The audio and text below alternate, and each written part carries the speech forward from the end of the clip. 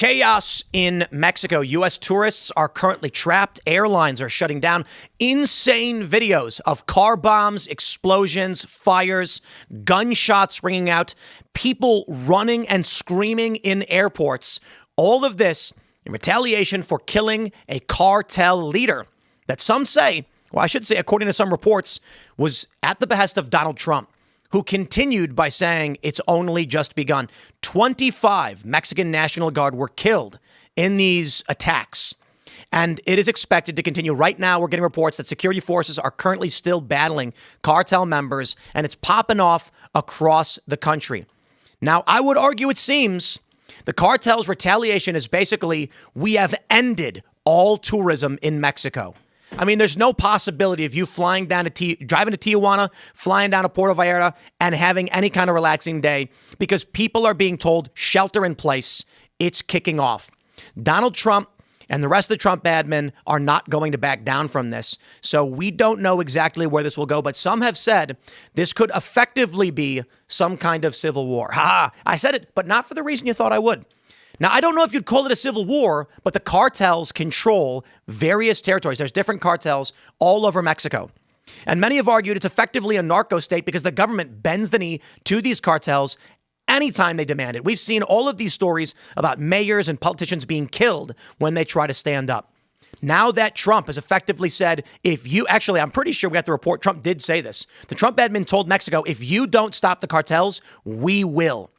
So Mexico launches an operation. They kill El Mencho, and this is kicking off like crazy.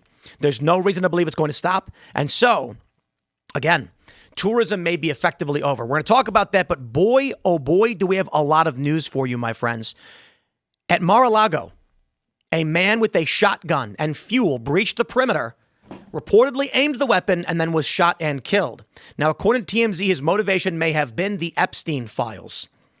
Getting absolutely crazy, my friends. The UK has arrested the former ambassador to the US from Britain over the Epstein file revelations. He was leaking financial information to Jeffrey Epstein. Holy crap. And then the US beat Canada in hockey. Now, all those other stories are crazy, terrifying, but the one I know most Americans care about is that we gave a thorough trouncing to Canada in their game. And there's a viral tweet where, Trudeau or somebody was like, you can try and take our country, but you'll never take a game from us. And now everyone's retweeting it. And the White House posted an image of a bald eagle crushing a Canada goose to death. So, there's that. And still, we got a lot of news. In response, the U.S. men's team has agreed to attend the State of the Union address tomorrow. And the women's team just can't find time in their schedules to do it, sparking a major backlash. Oh, boy, we got a lot for you today. So we're going to get into that. But before we do, we got a great sponsor. Tonight, we are brought to you by the Campaign for America First International Assistance. This is the CAFIA. They believe that a new era of America First international assistance is underway, and that President Trump has made clear the U.S. will act decisively while ending the practice of providing blank checks. According to CAFIA, the U.S. assistance should be strategic, accountable, and tied to measurable results that strengthen American security, including stronger borders, tougher enforcement, and real cooperation to stop illegal immigration and keep deadly drugs out of U.S. communities. CAFIA believes that America First assistance should focus on stabilizing fragile regions before crises reach U.S. shores, strengthening key partners, and supporting American farmers, manufacturers, and workers. It also cites data from President Trump's pollster showing that 80% of Trump voters support this approach to international assistance. The Campaign for America First International Assistance believes Trump is sending a message to Beijing, stating that the use of foreign aid to buy influence and control will no longer go unchallenged, and that the U.S. must lead with strength, purpose, and clear conditions that put American security first. You guys can check out more by going to americaFirstINTL.org. Again, that's americaFirstINTL.org. And don't forget, the new castbrew.com Vault Black is available. We got 135 delicious glass bottles of our cast brew cold brew concentrate. It is lightly sweetened. You do about 50 milliliters in a glass. You fill the rest with some water, maybe some cream if you like it, and you got yourself a glass cold brew. Now, we were trying to figure out ways to sell ready-to-drink cask brew, and the shipping is really difficult when you're dealing with these cans. Research that we did found each can would cost like $5 for a can. It's a can of coffee. And we were like, oh, because the shipping weight to and from is pretty brutal for a small company. Well, if we concentrate it, you can buy one bottle and get lots of coffee. So here's how we're able to pull it off. Check out caskbrew.com. Pick up your Cask Brew coffee. Don't forget, we got all the other flavors available, including Dr. Alex Stein's Big Booty Latina Love Potion. Alex Stein is not a doctor. But don't forget to smash that like button. Share this show right now with everyone you know. We've got a lot coming up to break down. Joining us tonight to talk about this and so much more, we've got Andrew Heaton. Hey, good to be back. Thanks for having me. Absolutely. Who are you? What do you do? I am a political satirist. I make jokes about news and politics. I host a political podcast called The Political Orphanage, so-called because I don't really like teams. So everybody hates you then? Everybody hates me. I am either a traitor or an infidel to everybody. Well, all right. Well, should be fun then. We'll have a good time. Thanks for hanging out. We got Ian here. Yeah, it's like you leave a memorable impression because I guess you said it's been 4 years since you've been here, but I feel like I saw you pretty recently. I have thought about nothing but graphene since I last spoke to you, Ian. You're lighting me up, Andrew, from the inside. Well, I'm going to let him know. I mean, when he got here, his hair was perfectly done, but when he saw Ian, he started just shaking graphene, and they both started freaking out, and then, as the heat goes up, electricity couples, and that's why you get that static shock. Hey, go to graphene.movie if you haven't seen that yet. Graphene.movie, that's where I'm working. Phil's here to bring us back to Earth. Yeah, Phil, take it home. Hello, everybody. My name is Phil Labonte. I'm the lead singer of the heavy metal band All That Remains. I'm an anti-communist and a counter-revolutionary. Carter. What's up? Carter Banks hanging out. Welcome back, Andrew. Thank you. Get into it, man. Here's a story from WTOP. Security forces keep up fight with cartel gunmen a day after the Mexican military killed a drug lord from, this is reporting from the AP, in fact. They say tourist shops in Tapalpa were open Monday and workers were on the job, but gunshots also rang out. And in the street was a dead man lying beside a bullet-pocked vehicle. Meanwhile, heavily armed Mexican security forces kept up the battle with cartel gunmen following the killing that sparked a surge in violence and put the country on edge. I mean, these videos that are popping up are just absolutely nuts. We've got this one allegedly from Tijuana. I don't know exactly. Look, take it all with a grain of salt. Excuse me. This does appear to be the Tijuana border. You can see the border fence. And we don't know if this is from today, but I don't see why it would not be. Now in Tijuana, Mexico, the cartel are blocking roads by setting cars on fire. This is a few miles from San Diego along the border. And this area in Baja California is controlled by the, how do you pronounce it? Jalisco, Jalisco, I believe. Jalisco? I don't know how to pronounce that stuff. The cookie manufacturer? Have I got that right? Nabisco. My bad. Continue. Well, those very close. They're smuggling cookies into this country. You know, I mean, the videos that are coming out are absolutely insane.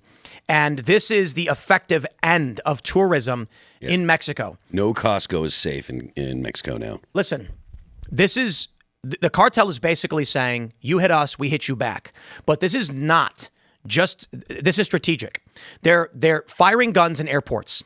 They're burning vehicles in the middle of the street in key tourist destinations. They want the Mexican government to look at this and think we are about to go broke because tourism to Puerto Vallarta, to Tijuana, these are very, very important for the Mexican economy. Americans love coming down there and partying. It's slightly cheap. It's less expensive for the Americans to do so. Now you can't go. Americans are being warned to shelter in place. There was a video that Fox News had a report. Some guy said that a car bomb went off and everyone said, quick, get inside. You can't even go outside now. So for the people who are trapped there, we hope that they can get out safely. But now there's it's just off. The spigot is turned off. No tourism right now. I imagine Trump's response to this is going to be a brutal, brutal crackdown. The reporting is that apparently Trump told Mexico, if you do not take out these guys, we are going to do it. The U.S. will launch strikes on Mexico. And so Sheinbaum, the president, said, okay, we'll do it. Now, reportedly, the U.S. provided the intelligence on the location of El Mencho. They went in, and there's conflicting reports. I read one report, according to cartel members, apparently, the U.S. went in with the intention to kill him, not to capture him. And I think there was something like 70 dead in the operation. The U.S. found out that he was with his romantic partner, A woman, I'm assuming, I don't know why, I'm assuming they call it romantic partner because they're leftists and I think media. that means mistress is what that means. It could be. And apparently they went in guns blazing and just killed everybody.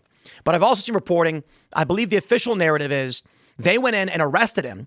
And when the cartel moved in to try and get him out, a gunfight ensued and he died in the conflict. Now, I don't know for sure, but what I can say is ain't no way Trump is watching this go down and thinking, I'm going to let the cartels do this. No, this is this is what the left is trying to get the American right to do, is to start blowing up streets and setting roadblocks and fury. They provoked the cartel into flipping out. The cartel took the bait, and now they're going to get wiped off the face of the map by the military. This is victim blaming. Like you're saying that the cartel. What else could they do? You know, their leader gets killed. What are they going to do? Sit back and take it? But like, I mean, the cartel are the ones that are actually causing the havoc. The cartel are the ones that are blowing things up. The cartel are the ones that are killing people. 74 people in total have been killed in the operation and its aftermath. 25 security forces of the National Guard have been killed. This is not like, you don't appease the bad guys. Like you don't just sit there and say, oh, we can't put these guys in jail or go after these guys because they'll wreak havoc. That's how you end up with this situation. You end up with the government not controlling parts of the country because you're appeasing them. You're saying we can't go after them because they'll attack back or they'll cause havoc. You can appease them with that. What they try and do is they buy off their opponent. If that doesn't work, they'll try and assassinate the guy, which they just did with this guy. Then you'll do full-scale invasion. I have mixed feelings on this. I used to play Dungeons and Dragons with El Mencho, who is a great DM. And I was in a drug cartel in Mexico for about 10 years, and they've got a good pension plan. Nice. But it feels like they've kind of gone off a different direction than when I was there. I don't know. Non-discriminatory policies. Yeah, that's another thing. They don't Yeah. harass you or kick you out for being gay or Latino. But it was all those, they smoked all that pot, man. Mm-hmm. It Well, helps. it was trafficking meth and fentanyl. Oh, really? And this is likely why Donald Trump said, take them down. Oh, yeah. Just the other day, Trump had that Angel, or it was today, I think, the Angel Moms event. Yeah, today. He said February 22nd is going to be, was it Angel Family Day?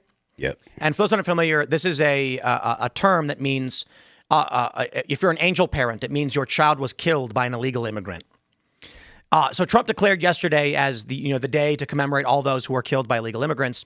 And look, this is the guy, Jalisco was responsible for the trafficking of fentanyl into the United States. I think Trump called up Mexico and said, he's done. And Mexico said, okay. Because you know what's funny? The cartels right now shutting down tourism, they're exacting leverage against the state. They're saying, you want to go to Trump because he's threatening pain? We're going to bring you pain. We're going to shut down your tourism. The problem is Trump can threaten so much more. Yeah. The cartels do not have the leverage here. Oh. They can kill, they can bomb, they can fight, and they can scream. And Trump can go to the Mexican government and say, we can end Mexico. Okay? The degree to which Trump can threaten Mexico is insane. The degree to which one cartel can is scary, but nowhere near as scary as Donald Trump threatening to launch U.S. invasions of Mexico. The cartel can wreak havoc. They can cause unrest and stuff. But the U.S. has spent 20 years building an apparatus, the past 25 years, building an apparatus to find people anywhere in the world. We found Osama bin Laden hiding out in Pakistan, where the country was doing everything they could to help. There's no one in Mexico that can hide from the United States military apparatus. So, and we don't have to drop a ton of bombs. We can literally send hellfires with swords on them and take out individuals without blowing up everything. Like, the United States as a military entity is beyond what anything the cartels are prepared to handle. I wonder, like, of these cartel members, if they're like getting bribed by the CIA right now to turn on each other, and then when they turn on each other, the CIA is like, you're all dead anyway, and they kill them all anyway. Why would the CIA bribe them? Why what? Why would the CIA bribe them? Get them to turn on each other, then it's one less enemy and one more ally. They're going to turn on When I was each in other. the cartel, I took a lot of kickbacks from the CIA. It was actually a big part of my job. Yeah. It'd be like, in addition to military operations, you're trying to bribe leadership to turn on each other and stuff. And it's like with a limitless amount of money, with the cyber tech they got. They're fighting each other now, because the cartels are going to start fighting each other for dominance over territory and stuff now. They don't need the CIA to pay them to fight each other. They want to fight each other to take over territory as it is. And then, Yeah, but I think this is it. I think what you are seeing with Donald Trump's foreign policy is pretty dang nuts. In his first term, he crushes ISIS. In his first term, the conflict in Ukraine starts dying down. You get in a second term. So I'm going to throw it to Biden for helping kick off the Russia war with Ukraine. I blame Russia largely, but Biden's failed foreign policy with Afghanistan and Ukraine largely with Ukraine helped contribute to it. And then you have Donald Trump coming in. What does he do? He's taken out the drug boats in the Caribbean and the Pacific.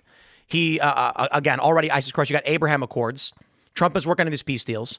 And so it looks like his interests are substantially more in line with domestic protection. Yeah. That being said, we have deep concerns about an escalating war with Iran. So I'm not going to say it's out of the question. But I think the cartels are cooked. Yeah. I think Obama, let me just, one more thing. Obama wanted ISIS to exist. The U.S. government was funding groups that eventually became ISIS, and they were utilizing weapons the U.S. had given to these people. And Barack Obama gave thousands of guns to the cartels. Fact. It was called Fast and Furious. Now, the excuse they give was they were going to give the guns to the cartels, but then track them and see how the guns were being used and who got them. Yeah. Yeah, you always give your enemies a bunch of automatic weapons. Ridiculous. And they actually found in the raid rocket launchers. So some are questioning just what these are military grade. Yeah. To what degree the U.S. was actually providing support before Trump got in. Tim, do you think that was a willful action? Like, I would read Fast and Furious as just incompetency on behalf of the DOJ. But like, are you inferring that they wanted to arm them rather than entrap them? You know, I would typically say something like Hanlon's razor. Are you familiar? Yeah. In this capacity, if I were to assume that Barack Obama was just incompetent in handing over thousands of weapons to cartel members, I would have to assume that he was a functional retard. Maybe they were like... It's one thing to say incompetence. That's like the dude spilled the coffee, and I'm not going to assume he did it on purpose.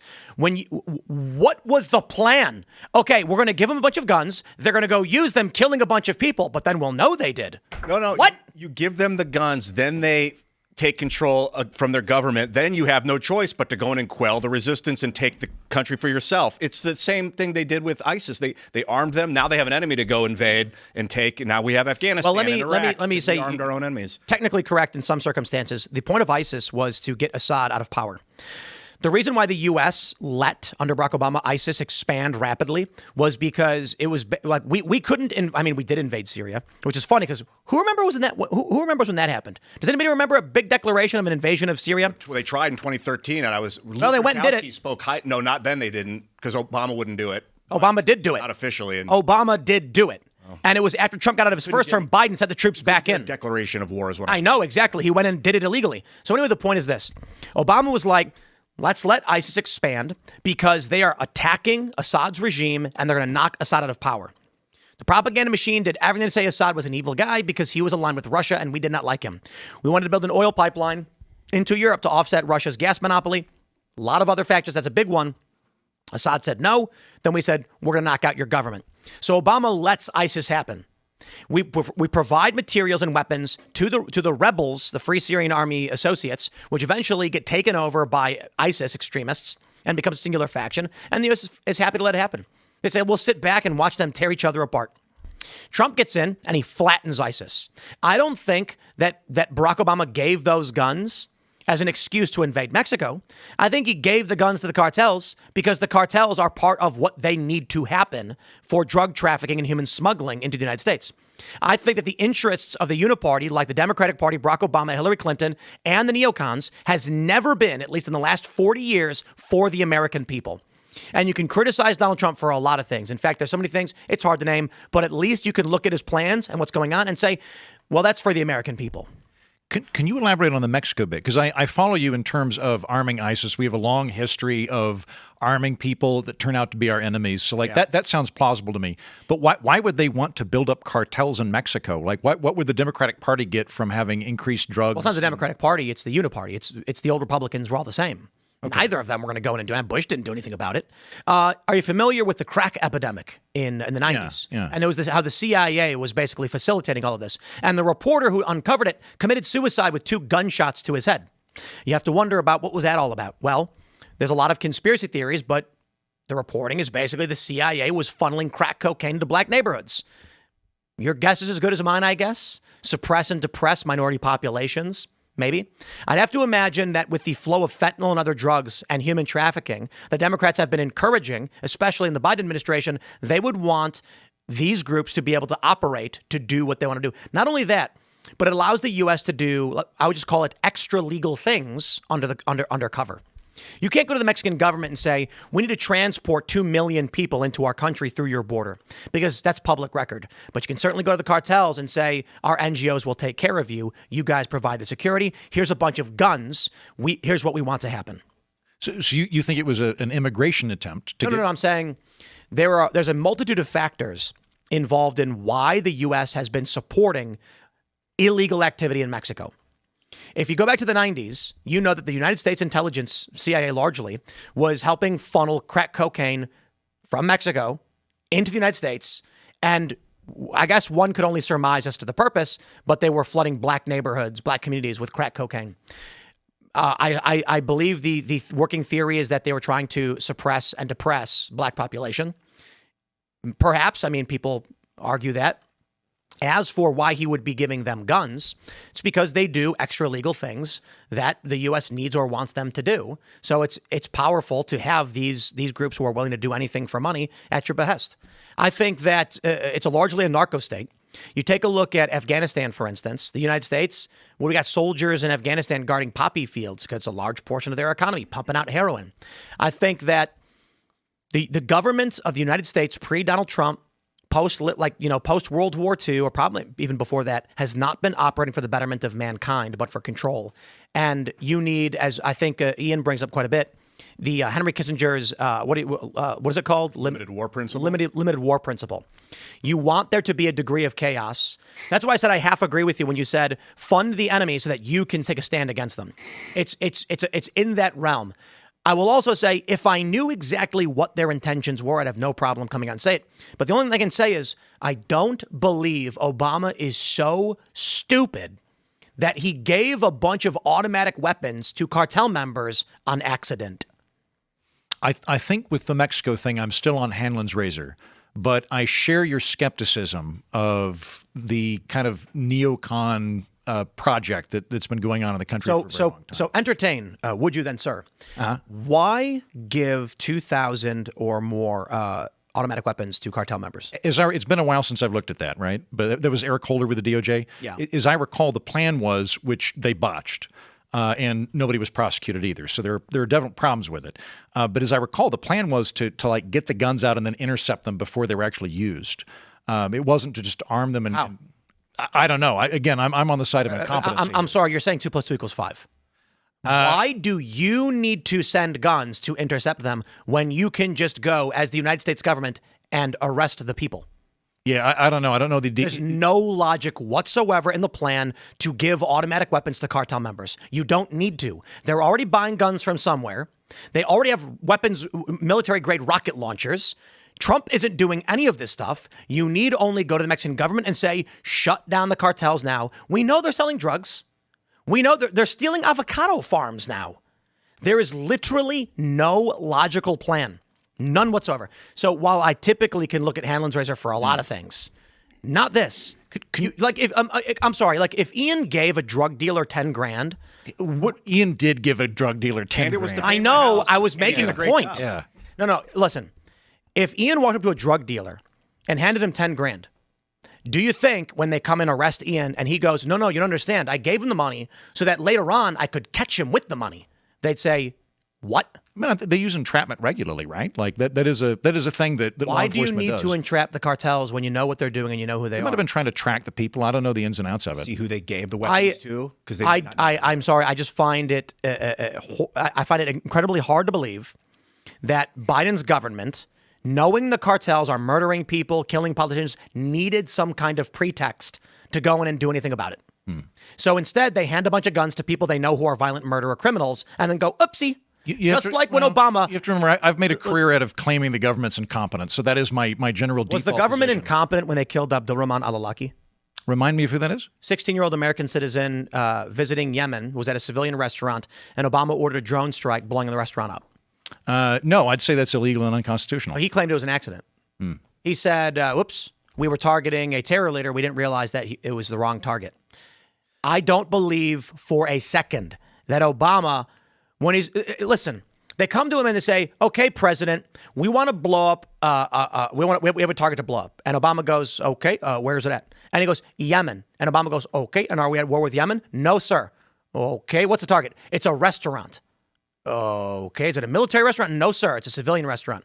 So a civilian restaurant in a country we're not at war with, and you want to blow it up. Yes, sir. Why? As a terrorist in it. Okay, go ahead and do it. At bare minimum, Obama was like, massacre a bunch of civilians in a country not at war with. But you are arguing that the Obama administration was very competent then. Absolutely, the Obama administration was competent. There are so many things one could argue about incompetence with Obama, but Obama is not a moron. Obama was a very, very sharp, very charismatic, cunning individual. Look at the Russiagate hoax. I mean, Obama's meeting with Comey, Sally Yates, who was Biden there, and they're effectively planning to go after Donald Trump with this whole nonsense. These people were cold, calculating, and you know what? The only thing I can give for them in incompetence is that they couldn't get Hillary Clinton across the finish line. But again, so I look at what the Obama administration does, and I think it's silly to say that giving thousands of guns to cartel members was just an oopsie daisy, because Trump doesn't need any of that pretext. He goes to Sheinbaum and says, do it or we will, and she does it. Can you flesh out for me what you see Trump's foreign policy as? And what I mean by that is, when he was running in 2016, I was hanging out with lots of libertarians. The pro-Trump argument amongst the libertarian crowd was, Hillary's a known war hawk, Trump is an isolationist, vote for Trump, you're going to get peace. But I wouldn't describe this term as isolationist, but at the same time, we're not going into full-blown war. So I'm trying to figure out what's going on. How do you America see it? first. Easy way to explain it: the priorities of the Donald Trump administration as it comes to foreign issues and military issues is about what is going to benefit the United States the most. That being said, he's far from perfect. I don't want to see a war with Iran.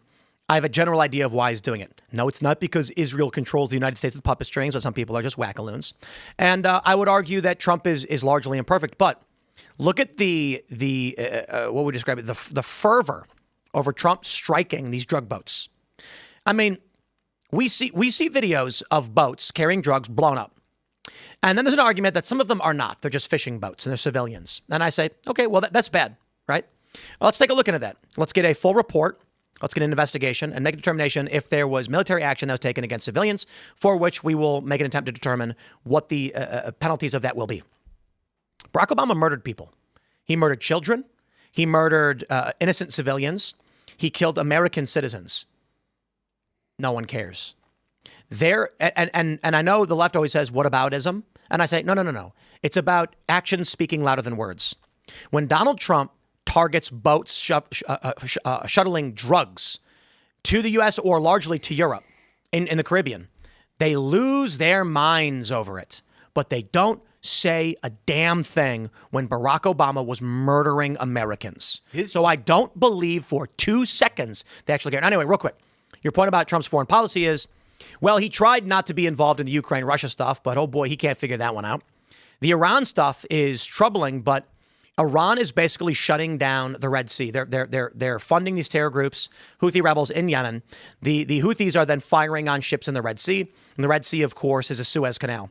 There are 3 major trade vectors for global trade. You've got Panama, which Trump is trying to regain control of. The Suez, which we do control, and the conflict with Iran is largely around whether or not we can maintain security in that region.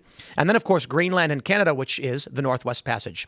So Trump is, I would argue, retracted on liberal economic order worldview, but not abandoning of it, and largely focused on securing American national benefits. So the cartels are shuttling fentanyl and drugs in the United States. Trump says shut it down. These boats are transporting drugs, funding these operations. Shut it down. Venezuela stole billions of dollars of U.S. oil assets in 2009. Trump says, no, we're shutting that down. So I would argue maybe it's 65%. It's going to be a direct repercussion, or the direct repercussion is going to be the benefit to the American people, like tariffs. I would argue that the perspective on Ukraine and Iran largely is, will it ultimately benefit America? But that's where you're starting to stretch it into global security for the betterment of America. I can understand why my libertarian friends are largely challenging of that notion. But I would also say the libertarians that are critical of it, I respect. The libertarians that are isolationist have no idea what's going on in the world. I'm an intervention skeptic. So that is to say, like the default is no. You might be able to talk me into it. Where I struggle with that analysis of Trump is it does sound like it requires me to sign off an intentionality of looking at what were the intentions of the Obama administration, what are the intentions of the Trump administration. I don't really like either. And so it's harder for me to put that into a rubric that I can follow. But like the basic idea would just be whatever's strategically the best thing for America. Well, yes. Tariffs, for instance. Anybody who good, we can fight on tariffs. Good. Anybody who's interested in let's pull up the latest tariff. Trump said we ain't backing down. Yeah. So let me grab a. He's doing a 10% tariff for 150 days, as authorized by the 1975 NEA Act that preceded IEPA. Where's the? I thought I had that post pulled up where Trump is like, we're gonna do it anyway, but I want to get the. Here we go. Trump threatens. Let's pull this up. All right, everybody. We got the story from the AP following the Supreme Court's decision that Trump cannot enact emergency tariffs under this one particular law. Donald Trump has come out and said he's going to increase tariffs anyway, citing 3 other laws from the 70s. He's now warning countries to abide by tariff deals despite the Supreme Court decision. Any country that wants to play games with the Supreme Court decision, Trump posted, will be met with a much higher tariff and worse than that which they just recently agreed to. He said Saturday that he wants a global tariff of 15% up from 10%. He announced immediately after the ruling. The court's decision struck down tariffs Trump had imposed on nearly every country using an emergency powers law. But the Republican president won't let go of his favorite, albeit now more limited, tool for rewriting the rules of global commerce and applying international pressure. So I am of the opinion that the tariffs are quite possibly the best thing for the United States. I am a huge, huge fan, and I believe that anybody who is truly interested in the betterment of the United States would support this, and anybody who either wants to extract value from the system to its decay would oppose it. The people that I view there's 2 groups of people that I believe are in opposition to the tariffs. Those that want to extract the value from this country to its demise, and those who don't understand what is going on in this country. I suppose I'd be in the latter camp then, because you don't understand what's going on in the country. If I have to pick one of those two, I think comparative advantage is a thing. I think trade is good. The best argument that I've heard in terms of the Trump tariffs is that there are situations where we need to use leverage to compel other countries to quit doing bad things. And it would be better to use tariffs than to do military intervention. Completely disagree with tariffs as a means of military. Oh, no, like as a way of avoiding military stuff, right? This is the best argument I've heard, is that like China is doing, they've got a predatory IP system. Other countries have tariffs. We could use punitive tariffs to try to lower it. So if you're using tariffs as a temporary leverage to try to get a policy goal, that makes sense to me. The idea that we have a kind of zero-sum fixed amount of wealth, and that if we are buying things from other countries, they're extracting wealth, I don't think that that's sound. Is your argument graph go up? My argument graph, what do you mean? Is your argument, graph go up? Yeah. So the typical libertarian argument is described by a lot of people as graph go up, and liberals have adopted this recently as well. It means that on the macro, we can see a general economic improvement in the short term, so it's worth doing. I would say my argument is that comparative advantage is real, and that. So I have a company that manufactures products. How do I compete with Chinese slaves? If we've actually got a supply line that's got slavery in it, I'd be fine with abolishing that. It's all of it, 100%. All things that we get from Chinese slave labor? Like, is 25 cents an hour not slave labor because they choose to work for that much? No. There's a difference between. How do my manufacturing employees, compete with a guy who makes 25 cents an hour? They got to find a way to compete. So when my industry dies because we are spending 10 times as much to ship lumber to China to manufacture it with peasant labor, and send it back to the United States, how is that good for us, our country, and our children? So 2 things. First, I want to go ahead and hit the slave labor thing, right? If there's actual involuntary servitude going on, that's immoral. I'm being hyperbolic. I'm talking about people who would otherwise work for better wages with health care, but instead are getting paid 50 cents an hour to do this work. if we're removing actual slavery from the equation, right? Peasant labor. Yeah, peasant labor, right? The one thing they can compete on, lower wages. We end up being able to import things cheaper. It makes everybody better off in the long run. That's completely incorrect. You're flat out wrong. When you look at like American manufacturing, we've got intermediate parts that come in from other countries. So if like you want to have cars in America, you need to be able to get parts from other countries. Why? Because if you raise the prices on that, you raise the price on the consumer, and everything costs more. And if everything costs, so are you familiar with the old apocryphal legend of Henry Ford and the Ford factory? Yes, I'm familiar with the apocryphal. Yeah, where he had to pay people enough. He argued that if I pay a higher rate, then the employees actually buy the cars from me on a loan, and then they're paying me back the money I'm paying them, and then earning a percentage off the excess cars we produce. I hadn't heard the loan bit, but I do think it's apocryphal. Well, it's they're financing it. They can't afford to buy the car outright, but they're paid enough to where they can say, okay, I can save up for this, and then a portion of they're buying the product back from the guy where they're making it at a premium. But like you're familiar with comparative advantage, right? Like the basic premise behind that. May I enlighten people that might be unfamiliar with it? So like let's say I'm Scotland and you're France. I, as Scotland, am very good at making sheep. I'm not very good at making wine. Like Scottish wine would presumably be very sweet. You'd probably fry it. It wouldn't be particularly good. Meanwhile, well, that could be great. It could be. You know what? Actually, I got to give it. Like we're going to call it Scottish prison wine. I would try it. Scottish prison, but they're probably not going to produce very much of it because it's not very good for making grapes, right? But they're very good at making sheep. Meanwhile, France, really good at making grapes. Large amount of grapes, very bad at making sheep comparatively, right? They probably have some sheep. If the Scots go, well, we want to protect our nascent wine industry, so we're going to put tariffs on the French wine industry, then France is going to respond by putting tariffs on wool coming in from Scotland. Indeed. The result is you're going to get more wine in Scotland, but you're going to get less wine overall in the equation. You're going to get more sheep in France, but you're going to have less sheep overall. Everybody gets less wine and less sheep. Now, you said that the Scottish wine was just no good, right? It's we could just focus on like quantity. They're not going to be able to produce as much of it. So you're going to use both countries in a less productive manner. Is it better for the people of Scotland and the generational wine farmers to have their industry destroyed because you, as a consumer, want to save $3 on your wine? Or is it fair to say that the bustling wine industry in Scotland, which is storied and has legacy, deserves a chance to survive for its community, for its culture? They should absolutely be able to compete for that.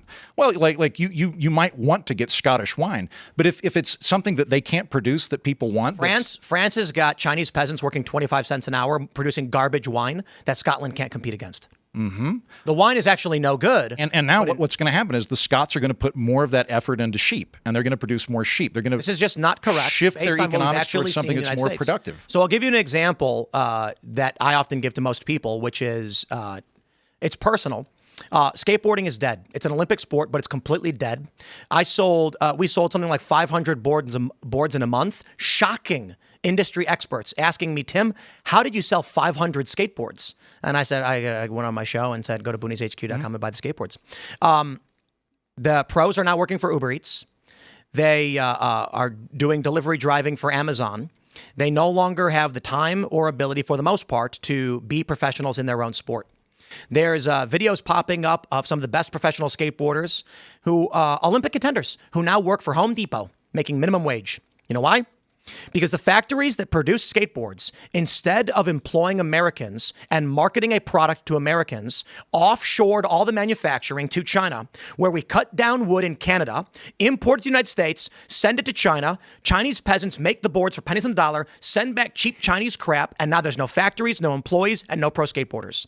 If you go to Japan and China, they have skateboarding up the wazoo. Every new pro is some 15-year-old Japanese kid, and the country that invented the Olympic global phenomenon has lost control of it because we gave it away, because we told people in this country, which would you rather buy, the $50 American-made skateboard or the $30 Chinese-made skateboard? And to be honest, when the people walked into the shop to buy a board, they didn't know the difference. And they said, $30 sounds good to me if it works. Well, guess what happened? Every American worker who grew up, whose dad owned a wood shop, lost their job, and now they don't skate anymore. Their kids, the Gen Z, and this is across the board. Skateboarding's personal for me. I know people probably don't care about it, but it's the perfect example of how we are willing to spend 10 times as much on the energy to send our raw materials to China so peasants can do it and Americans lose their jobs. And then when no American has the job, what company is going to promote and market the new product to kids? It doesn't exist anymore. It's in China. So when you go to China, what do you find? Thousands of kids at their skate parks. When you go to Japan, what do you find? They're opening new skate parks like crazy. They're launching TV shows about skateboarding. We invented it in California and we gave it away and it's not coming back. I lament that there's been a dearth of professional skating and that it's something that's near and dear to you. So what is stopping the professional skateboarders from just buying the skateboards that they have in China and Japan? There's no one skateboarding anymore. Because the skateboards have declined in quality? The companies used to go to parks and they'd say, look at this skateboard we made down the street. Why don't you try it there, Sonny? And the kid would then try it. And the factory had 5 to 10 employees. And those employees would come home and give the extra boards to their kids. And the company would say, we're going to put together a skate team to market this. That company's in China now. So that guy going to the park, he's Chinese. There's very few American manufacturers. It takes us weeks to produce because we're desperately trying to rebuild an industry while we're competing with China. And they tell me on the phone, Tim, if you get the Chinese to do it, we'll get your boards $5 cheaper. And I say, I don't want a $5 cheaper board. I want skateboarding back. I want the sport. Can you not just compete on quality? I mean, wouldn't people pay a better price for a quality board? Quality is fantastic. Yeah. Well, I mean, I think that's Chinese part boards of it. are good. You might want a cheap board or a high quality board. Maybe we compete on quality. What you are missing is that the culture around this industry is gone because there's no economic support. There's no factories, there's no dads, there's no marketing endeavor. It doesn't exist anymore. It's in China. So in China, skateboarding is exploding like crazy. In Japan, they're launching TV shows for skateboarding. And today in the United States, we don't even have the big skateboard contests anymore. They're failing and falling apart, and all the top pros are just little Japanese kids. Now, I got no beef with the Japanese kids. Some of the best skateboarders, they're all Japanese. I'm pissed off that the country that made this, that invented it, that inspired the world, gave it all away. And now where I live, in my home country, for the life of me, well, actually, I'll say this. One of the advantages to it is that I can go to a pro skateboarder and give them $500 and they'll come and they'll produce content because they're so desperate for money. And what I tell all these guys, we stopped doing our games of skate events because of security issues. We're working on trying to figure out how to do them again.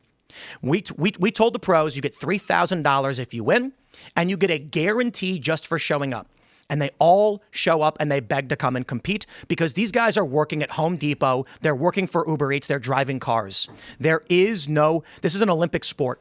Now there's very few people left. Would you want to have government support for this industry where they get subsidies? Nope. I would like the government to say, if you move your factory to China, we will charge you 30% on the way back in so that you will not be competitive in the marketplace. I feel like it's two different things. The competitiveness of the skateboard itself and then the industry of skateboarding. It's similar to like, are bikes cheap to make? Are they Chinese bikes? But then the cycling community and the cycling industry and cycling for the Olympics and stuff. Is it necessary? It's not a direct relationship. It's more of a correlationary relationship. It's a direct relationship. There's a famous photo of a man in a suit in the 1960s, I believe it was, riding a little fish board, one of the OG skateboards in Central Park. It's a great mystery to figure out who this man is, and no one really knows. That event that became iconic, where it's like a guy in a suit and he's like cruising, was because a company that made skateboards announced they were having an event in Central Park and encouraged everyone to come. They told families, they told kids, they went and promoted it in New York City, and then everyone showed up. Well, not everyone, but a lot of people showed up, and skateboarding started to get more and more popular in the United States. The factories and the companies are gone. And one of the biggest brands. I want to make sure I understand this. Mm-hmm. So they were like $50 boards here. They're $35 in China, and because the boards are cheaper in China, the industry's just imploded here. Yes. And no one, but people can still buy it. The people, because you don't have to make your own board. Yep. So you can order your Chinese-made board, owned by what I would call a vapor brand. So some of the biggest brands in skateboarding have collapsed. All the skateboard companies are going out of business because I would refer to them as vapor companies. They slap a logo on a board made in China and then tell people to order it on the internet. The only problem is there's no one. Okay, you have a factory, right? It's 1960. You have a wood shop and you make skateboards. You say, how can we sell more of these? You got to get kids to skate. So what do? You go to the park, you pop up some tents, you give out free lemonade and ice cream, and you say, try this skateboard. The kids are all excited and ecstatic, and the parents go, I think I'll get some of these for my kids. And so they buy a bunch. Well, now you don't have any factories. You don't have any shops. They can still, I mean, like, so the boards are cheaper now than they were when it was made in America. Indeed. And the result is there's fewer people skateboarding. Yes. See, this is what I was saying about people who don't understand the economic chain. They simply look at the numbers improve. So what's the problem? The problem is when a guy shows up to a wood shop and says, I don't know nothing about skateboarding. You say, well, we need someone who knows wood. I certainly know wood. How would you like a job at a wood shop? I'd love one. Then he goes home with some samples and he gives them to his kids. And his kids go to their friends and their friends say, wow, I like this. Let's do more. Now this man working at the factory starts talking to his neighbors. I work in a wood shop. We do skateboarding. Hey, it's an Olympic sport. We're actually sponsoring some of the Olympic athletes. It's big. Then a rival company pops up and says the kids can't get enough of these things. We need a new factory. All those factories are gone. There's no longer a guy going to his kid. There's no longer a company going to the park. The demos don't exist. And one of the biggest brands in American skateboard history moved to Japan. My guess would be that if you were to buy a keyboard today, like a piano keyboard, you're probably going to get a Casio or something like that. I don't think that we've had like a limited amount of people learning piano, or to use the woodshop example, like guitars are still abundant. People are still playing guitar. I don't know where they come from. It wouldn't surprise me if they're not from the United States. I think the issue around something like skateboarding is that it's decently new relative to, say, like piano, which has been around and is global. And there's tremendous opportunity. What I would still argue, though, is as someone who is not a pianist, I can only refer to the things in which I'm involved in, and I can stress the same thing is happening in other industries. So I can cite surfing, snowboarding, and skiing as being massively impacted by foreign manufacturing. And it's because the boards are lesser quality, so people aren't skating as much? It's because there's no culture anymore. Okay. So do you know how culture works? Yeah, but I don't want the government propping up culture. Like I think like I don't want the government punishing other people for making economic choices. Why is it? What do you mean punishing other people? Because you're taxing me for buying a cheaper skateboard. Yep. Yeah, I don't think you should do that. And I like to back up a little bit. I question this whole idea that it's a lack of tariffs and protectionism that's resulted in lack of American manufacturing. So like you look at like no one does this with farmers. Like if you go back to like 1880, 90% of the American workforce was farmers. Like it's not because we started importing food that we do. It's because we got really, really good at making food. So my uncle's a farmer. He's basically like an agronomist. Let's go macro. Let's go macro. Yeah. Tell me about Detroit. Detroit with manufacturing, I'd say has more to do with unions and with just the cost of manufacturing cars in general. Why are people? Right. So agreed. So if we stopped allowing companies to move their factories to Mexico or Indonesia or other countries, it would be a little bit more expensive, but there would be a bustling auto industry in Michigan. So like let's kind of stick with that for a minute. So like steel, for example. Steel is one of the things Trump talks about regularly. Yeah. We export more steel now than we did in the 1980s. The difference is we need fewer people to do the steel. We came up with better innovations for it, Indeed. and therefore we have fewer people working in it. But the actual exports are fine. With cars, like most of the cars we get in the United States, even if they're foreign, like Kia, Toyota, whatever, they're manufactured here in the United States by American workers. You can buy stock. Correct. No. No, I mean, Donald Trump's famous, Michael Moore's famous speech of Donald Trump in his 2016 campaign was that he went to the auto manufacturers and said, if you move your factories to Mexico or China, I will slap a 30% tariff on your vehicle and no one will buy it. And it was the first time someone stood up for the workers. We have watched Michigan deteriorate in psychotic ways. Flint, Michigan being an amazing example of what happens when you gut the manufacturing base. Yes, one could argue with innovations in travel and transport and cheap fuel specifically, we've been able to move manufacturing to other countries through these free trade agreements. So what ends up happening is if you're a family who lives in Michigan, hey, it's like that movie Tommy Boy. Remember that one? The brake pad factory goes, the whole town goes. I like to go to cities, or I should say this, when I go to cities, I like to ask the locals, what is the basis of their economy? For what purpose does this town actually exist? And you'll find out really interesting things. You know, in Seattle, for instance, a lot of timber. People don't know that, but what is the economic driver of the Pacific Northwest? All the lumber work that gets done gets spent in these states setting up shop. So, for example, if I find a gold in the ground, and then I'm like, I need to hire 100 people to get the gold out of the ground, you get a pop-up city. Well, what happens? Someone says these people are hungry, opens a restaurant, and so then towns form. In Michigan, something really interesting happens. You're familiar with the Flint water crisis. Yeah. That's a direct result of sending our auto manufacturing to Mexico and other countries and importing cheap vehicles. I'm unfamiliar with that. Walk me through. So what happens is In Michigan, you have a water distribution apparatus, the city water supply of Detroit. When you divide the fixed cost of water distribution among, say, 1 million people, I'm going to use vague numbers because the actual numbers get wonky.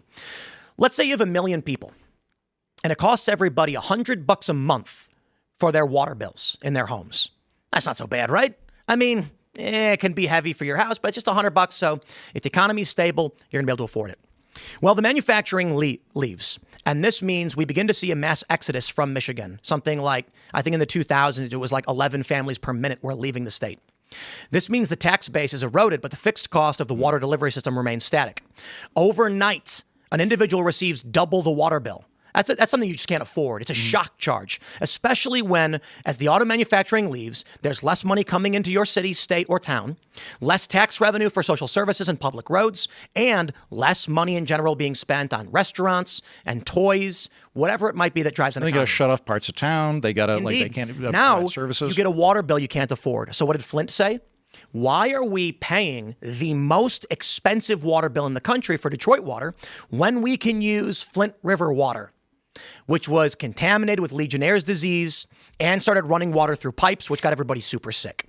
It is unfortunate. If they'd wanted to relocate their factory to Louisiana, should that have been legal? Yes. Okay. It would have caused the same problem, though, right? Like Flint would have had the same issue? Not necessarily. Why not? The issue with Mexico is you have to compete with no union wages. You have to compete with no minimum wages. You have to compete with no health care. And you have to compete with cartels running a lot of sweatshops, or I should just say illegal activities, easy way to explain it. At least Louisiana would have to present to the auto manufacturer legal and justified competition, to which Michigan can counter. My point is just if they were to relocate elsewhere in America, you'd still have that kind of collapse of services because you'd have fewer people. Ignoring the fact, no, wrong. Because in the United States, we have federal laws on manufacturing and distribution. So Mexico, there's lots of businesses that leave from California to Texas. Certainly and they from do. The Northeast to the Sun Belt. And I have no problem with states in a stable system trying to be competitive with one another. Do you think it would be preferential if they all had tariffs between each other? I mean, if it's good to build up the local economy, wouldn't it be beneficial to have these protectionist measures internally? And there have been arguments made, such as in Ithaca, New York. If you're familiar with the Ithaca Hour, no. Largely fallen into disuse, but they created a local currency which lasted for about 20 years that could only be used in Ithaca, and it was called the Ithaca Hour, representing an hour of labor, and people could choose to be paid in hours or in U.S. dollars. And in fact, it actually helped boost the economy. I would be fine with that if you wanted to have alternate currencies. And the point of the currency is that it can't leave the jurisdiction.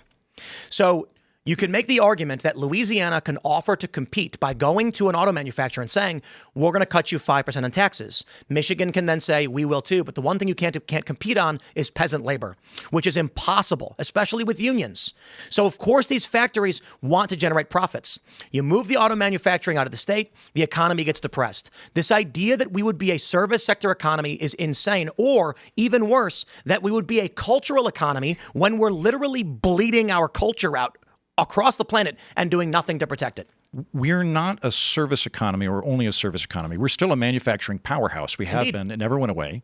The difference is that we shifted from like low wage stuff, the peasant labor that you're talking about, to high end stuff like building airplanes, computer parts, things like that. I would rather have a high end manufacturing industry than a low end manufacturing. This is all macro graft go up argument that ignores the fact that cultures, families, traditions, and our country is gutted and eroded. By all means, if you want to live in a plastic jumpsuit, shaven-headed society, let's roll, baby. We'll all see short-term gains as what makes the soul of our nation function dies. What I want to do is maximize people being able to make free choices and not have top-down command economies. So I am fine with you. If you find a better deal, I'm fine with you taking that deal. Again, we'll carve out slave labor and things like that. But in terms of just being able to have a competitive economy, be as competitive as you like. Do you know where our aluminum comes from? No. It comes from Canada. Okay. Canada has no bauxite mines. They have cheap labor. Okay. And so instead of building our own aluminum refineries, being more energy efficient, we import aluminum from Canada, who imports their raw materials, bauxite, which refines into alumina and then aluminum in Canada, when the United States very well could have their own very cheap aluminum produced in country. We have bauxite mines in Louisiana. Why don't we just do that then? If it's cheaper from Canada, buy it. Because the worldview that you espouse, why buy it from Canada if it's cheaper? If it's cheaper, get it. Yeah. Like spend the money on something here. We have gutted our refineries. We have gutted our manufacturing base for a fake argument.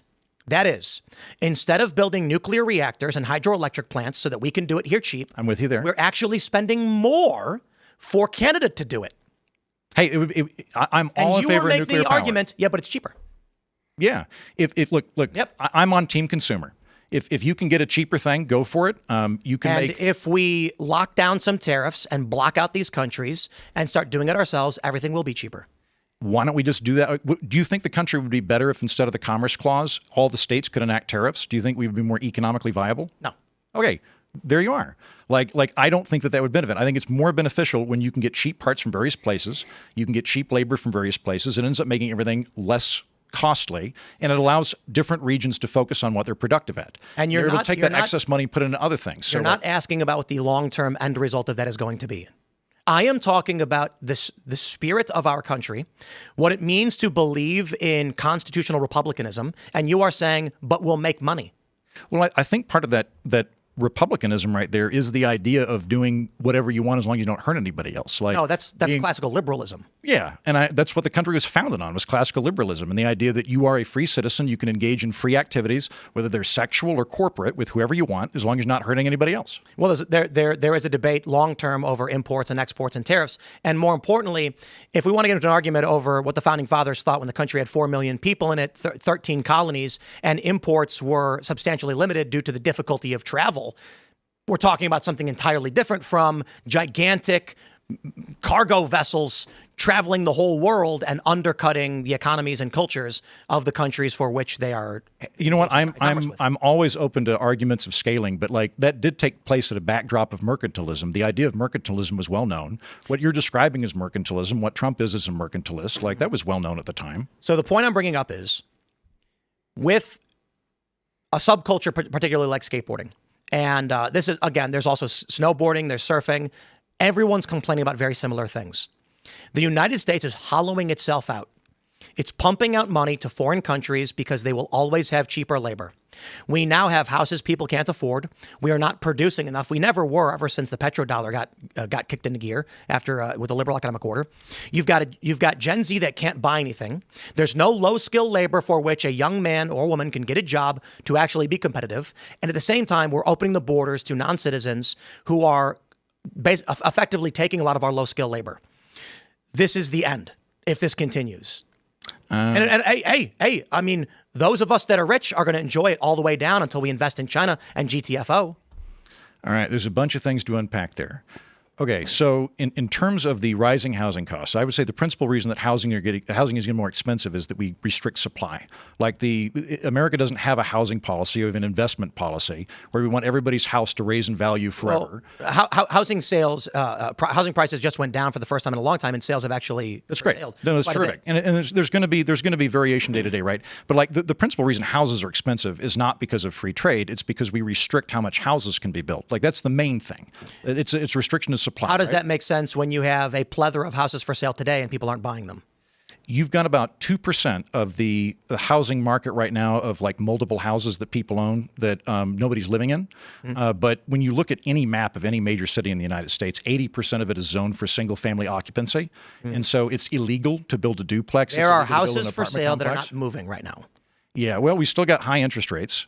And then on top of that, like you're maintaining a property that you think is going to increase in value. Yep. You may not want to leave in it, right? So I'm not. This is sort of a side argument, but housing, I think, like fairly indisputably, is going up largely because of supply problems. We need more houses. I completely disagree with that. No, there's so many houses for sale right now. It's a buyer's market, but we've got a lot. I think one of the principal arguments as to why houses cost too much is that people are living longer, and boomers who own, on average, I think they own like 1.7 houses or something, whatever the number is. You've got a small 80% of boomers own homes, and then a small percentage own multiple homes, and then a small percentage own quite a few. Gen Xers, around 72% own a single home, millennials 50%, and Gen Z it's something like 17% or less. Why can't Gen Z in their 20s have a house and have a family? when you look at wages have increased since the 1970s, but prices have increased for healthcare, college, and housing. Those are the three things that have gone up. Everything else has gone down. Food's gone down. Consumer goods, gadgets, they've all gone down, right? So people are actually earning more than they did in the 1950s, 1960s, 1970s across age cohorts. But prices for those three things have increased. So like, because of restriction of supply with housing. With healthcare is a complicated issue. I would say that it's a combination of regulatory malfeasance combined with the fact that we have sort of state-by-state monopolies that we allow rather than competition to exist, and it's this huge morass of regulations that are in there. In terms of college, I would say that college is because we went from a college degree as a nice thing to have, and some people are going to have it in 1950, like 2% of people had a graduate degree, maybe 6% had an undergraduate degree. But in the 1980s, we went, everybody has to get a college degree. If you don't get a college degree, you're a loser, and you don't get to be part of the social pyramid, right? With a college degree, if it's a positional good that's predicated on the value being other people don't have it, you can't equalize it. The value can't be egalitarian. So we pushed everybody into that system. You also have a limited amount of college spots that are available, but you have people coming in, and you have money coming in, capital coming in. Too much money chasing too few goods is going to increase the price. You're going to cause inflation there. So college, we pumped too much money into it in terms of student loans and things like that. The federal government has...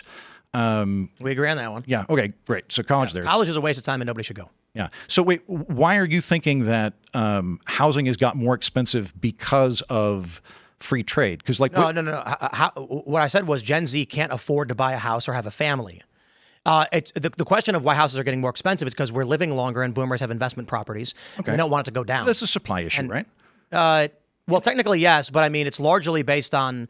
I'm not pinning the blame on anybody over the fact that in order to actually get houses to lower cost, which I wouldn't necessarily call a supply issue, it's more of a.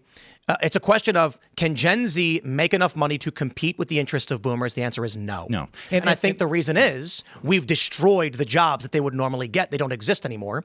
And we tell women, you want to be rich, get naked and have sex on camera. And a bunch of girls are trying. It doesn't work for them. And now the worst thing about that, AI just knocked all them out of a job. Well, I'm happy to talk about OnlyFans. That's a cyber good industrialization. I'd say the main problem with housing is we don't have a housing policy. We have an investment policy. We want to treat houses as the principal investment vehicle of the entire country. The problem with that is if you want all houses to increase in value forever, which is what we want, then you can't have cheap houses. They will, though, because land is finite and population grows.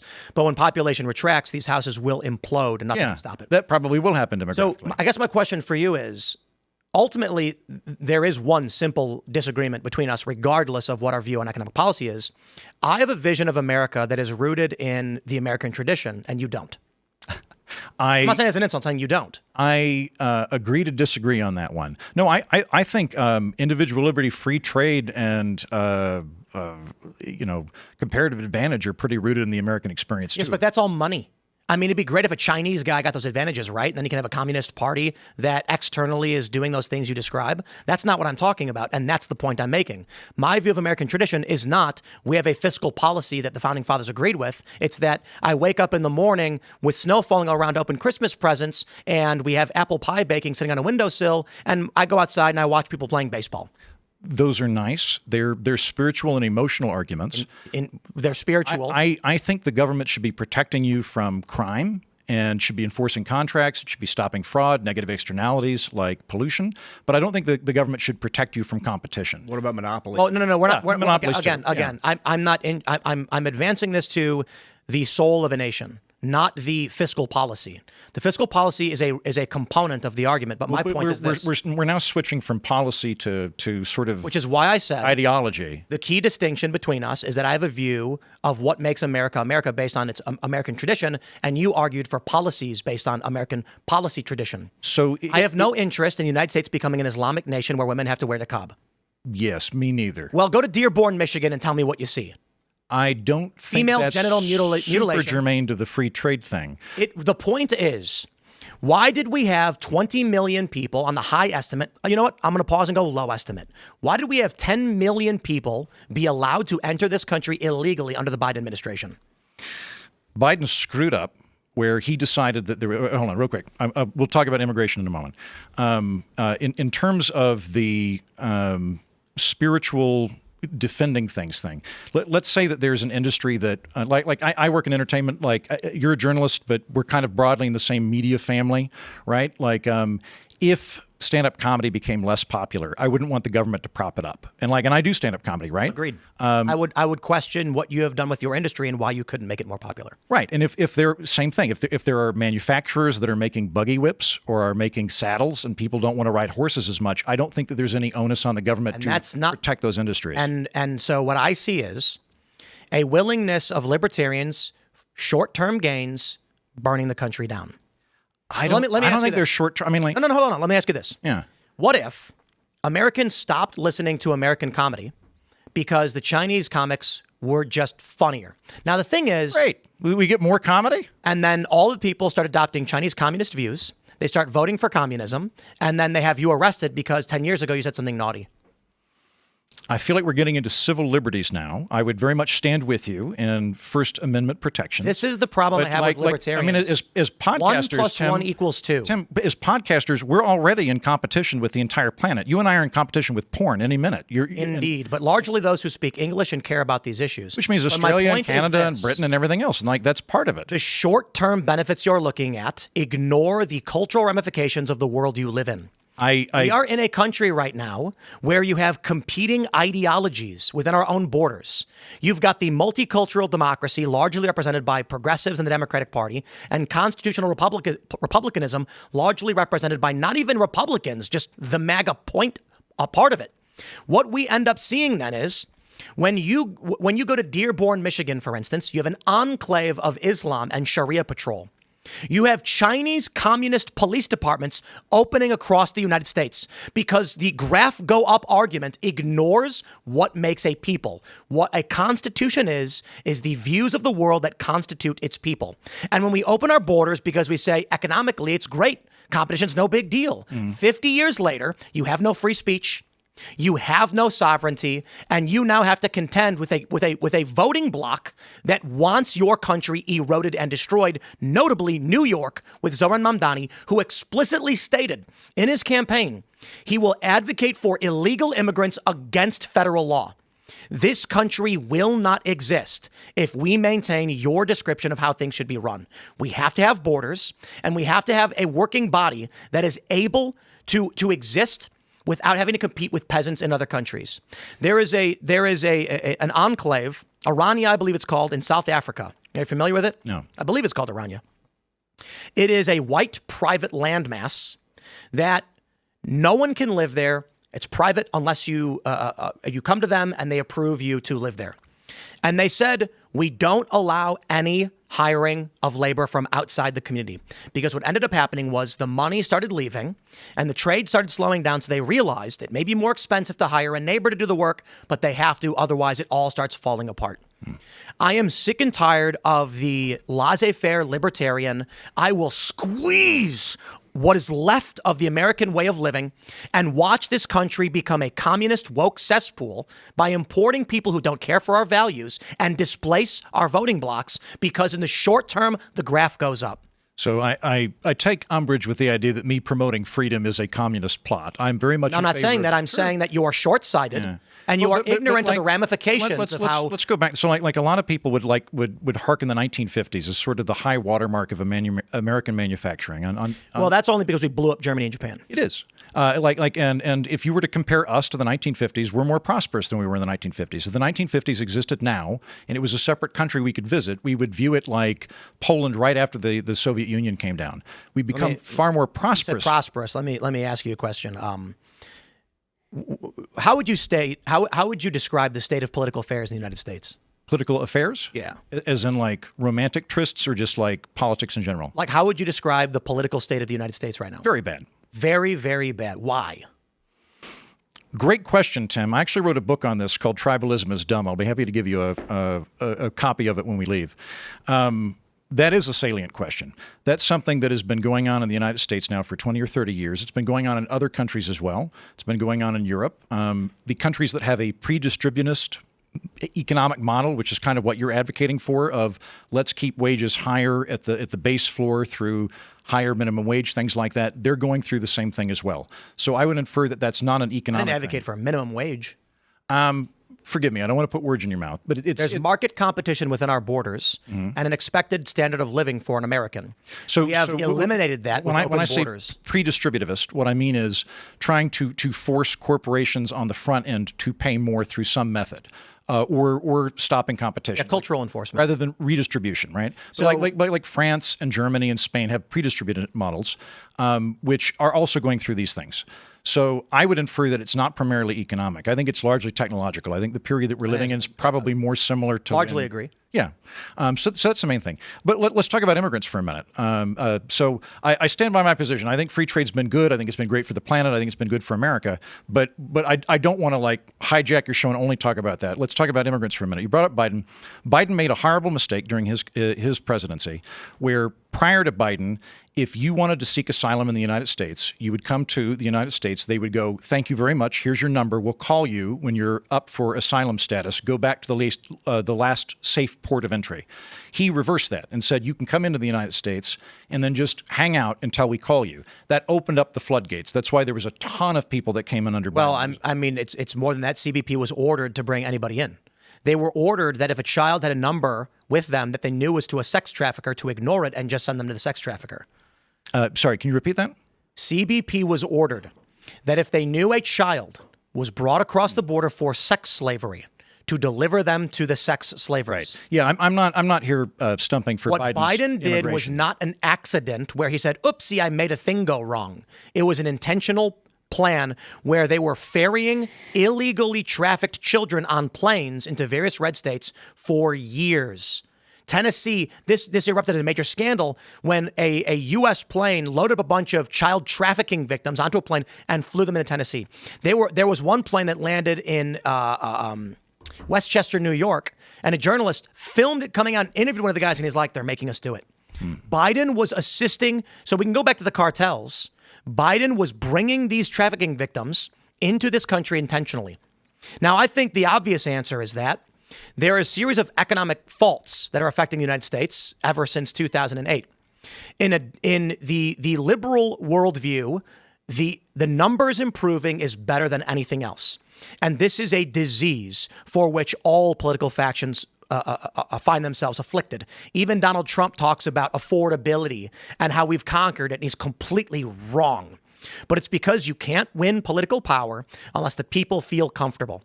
So the Democrats' play is graph must go up. In the short term, we'll win. In the long term, this country will burn down. And a great example of it is, since the ICE operations kicked off, the Republican Party, the polling has shown Latino voters are bleeding from support for Republicans because many of these voters have family and friends who are here illegally, and they would advocate by vote for people who are not citizens of this country, who are going to receive benefits or at least contribute to the cost of running a nation that comes from the public coffers. You will not survive if you have someone in your home voting to give away what you have to people outside. That has never made sense, and it won't. And it's going to keep getting worse because we are a nation of graph go up. Give away our manufacturing jobs, open up our borders to illegal immigrants. Slowly but surely, you end up with enclaves and voting blocks that say, "Fuck America." Zoran Mamdani being an example of a man who ran for mayor and explicitly stated, "I will protect the criminals who broke this country's laws from those in the federal government who seek to enforce these nation's laws." When you get to the point where our largest and most prosperous city is now voting for a man who explicitly states we are de facto outside of the federal government, your country is breaking apart. So I would describe the political state of affairs in this country as civil strife with the political assassinations and murder. I would describe what we're talking about with tariffs and immigration as components of the erosion. I do believe that the internet plays a role in that it keeps the masses ignorant and hateful. The left, I believe, is substantially more hateful while believing they're not, while screaming in people's faces and beating and murdering people. And it's only going to get worse. And unfortunately, we have liberals and libertarians who could stand up and say, and that's why I like the Mises Caucus guys. because they outright say, close the borders. And that's like, I mean, Milton Friedman, peace be upon him, said years ago, you can't have a welfare state and an immigration state, right? And so I don't. But the liberal mindset is as you're describing it. We need the short-term gains to make money today. I don't care what happens tomorrow. And I could go to the American people and say, the world that you live in will cease to exist, but boy, will it be fun riding that bomb straight out of the Enola Gay or you know. Yeah, whatever. we do disagree on this. I mean, I don't think it's short-term to buy something cheaper. Like an attorney that buys things from a grocery store has a trade deficit with his grocery store, but the attorney's still making more money than the grocery. But the difference between the grocery stores is minimal. You're talking about other countries that have peasant labor we cannot compete with. Mm-hmm. And listen, I as a company owner, when we launched our previous Booney skateboard, I think it was the Beasts. It was it was the Weapons. Weapons was the last one. 50 BMG Tim Pool blueprint model, the Cody Mac single action revolver. We made $30,000 in 2 hours selling those skateboards, American made, American pressed. Great. To the people who ordered them, I apologize it's taking so long, but you paid American and be patient because you know you're doing the right thing. I could have made $40,000 if I went to China instead. And actually $10,000. I could have bought myself a gold necklace. Hey, I applaud that, man. I don't want a gold necklace. I want my country back. That's terrific. I don't want you to restrict other people's rights, but if you want to do that, that's fine. And I applaud that you want to hire American workers for it. It's a right. Explain what you mean by that. I think you should be able to have a voluntary relationship with anybody unless you are actively hurting them. So like if I want to marry 5 people, I'm fine with that. I don't care. If I want to have a economic relationship with somebody, that's also fine. The government shouldn't be stopping me from having economic relationships. So if you want to hire only Americans and only have your product made in America, I applaud that. And there are a lot of people, as you just pointed out, who would purchase that. I mean, like you just made a case that people will buy American even if it costs more, that you're able to compete within that market despite having cheaper boards. That's great. And that to me indicates... Well, we sell our boards cheaper than the big companies do. Despite making their boards cheaper, they sell them for more money. I think the point is like America's not just a market. Whereas I understand property rights and I understand, freedom of interaction, freedom of association and stuff. America's not a market. America's not, the United States isn't an economic zone. And I think it's I got to be completely honest. I think what you're describing in some circumstances is treasonous. Okay. And I know you'll want to clarify, of course, Sure. and you will present the caveats because any reasonable person would, but certainly not an American could have a voluntary relationship with a member of the Chinese Communist Party. Could somebody date a member of the Chinese Communist Party? I'm talking about an economic relationship with an American and a CCP member. There are some caveats. Would you not agree? Maybe, but like by that same token, if an American wants to visit Cuba, I'm fine with it. If an American wants to buy stuff let me try this again because you're going to apologize and say you were wrong. You believe that is there any circumstance in which an American can't engage in a voluntary exchange with a CCP member? Yeah, there could be some circumstances, right? If we were at war, if there were specific elements that, like, I wouldn't allow somebody to buy like rape drugs or something like that. Like, would you allow like a publicly funded university to give away trade secrets that was paid for by the American public to the CCP? Probably not. Why not? It's voluntary. Why are you restricting the right of the individual with knowledge to simply have a conversation? Well, I think in that case you're talking about public funding, though, right? But no. Hold on. If a private university professor knows in his brain something, they had a study at a university. He read the reports. That's it. He just knows it. It's not confident or classified. Why can't he go to China and take payment from these Chinese people so that the government of China can have access to the same knowledge? For the same reason that a governor or a member of the executive branch couldn't sell American secrets to the CCP despite the fact that they're an individual. See, now what you've described is you are for trade protectionism only when you think so. No, if there were a private individual that came up with some kind of IP and they wanted to sell it, that would be fine. Like if I don't know, Elon Musk wanted to sell something to China, we could run it through CFIUS. Like there are ways to go through in terms of looking at national security. But if an individual within a corporation, within a private part of the sphere, wanted to do trade relations with a communist country. Agreed. So you think there are certain instances where the government should stop a person from voluntarily exchanging with another person? Yeah, but the default state is going to be you're allowed to do whatever All you want. you've just said to me and everyone else is my ideological worldview supersedes yours, and I respect that you believe that because I think mine supersedes yours. I believe I'm correct. I think we both think we're correct. Yeah. If you would assert the government has the authority to stop someone from doing trade, I would agree with you.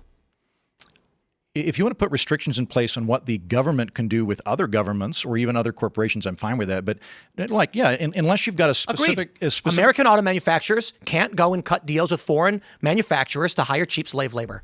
You and I agree. You are for trade protectionism. For the private sphere, I'm all in favor of that. Like where I got hung up was if we're talking a Raytheon employee can go to the CCP and say, I know how to build a nuclear weapon launched from a Hellfire drone. Let me give that to you. You're going to say no. My point is this. You are simply asserting if it benefits me, it should be allowed, but there are certain things where the government should stop voluntary exchange. Tim, in all honesty, in all complete sincerity, do you think that is what I'm saying? Yes. You think that I'm saying that there's no appreciable difference between saying you can't have a tariff versus you can sell nuclear secrets to the CCB? What you are missing is that you have in your mind the limiters on when you believe the government should stop voluntary exchange. You have already explained scenarios in which the government should stop and even punish voluntary exchange. You have made the argument that you disagree on where that line should be in some areas, where I agree the line should be a little bit further. Yet at the same time, you've argued the government should not do it. So you are wrong. You do believe the government should. You just want to get cheaper stuff where I think the cheaper stuff you're getting hurts us. I don't think I have to be an anarchist to oppose to not have any kind of government regulation. Like, so I'm in favor of some government. We agree.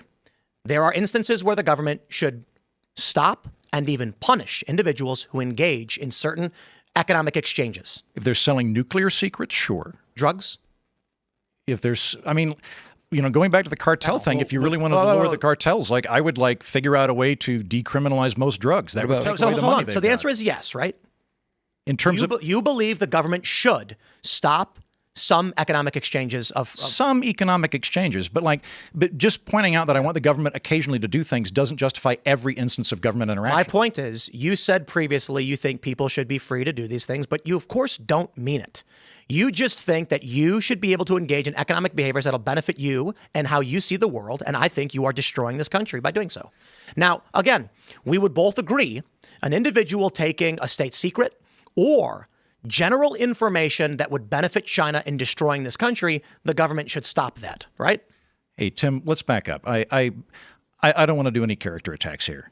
I don't want to hurt anybody in America. I'm a guy in a three-piece suit. If Trump does 10%, 15% tariffs, the reality is it's probably not going to impact me. I can take that on the chin.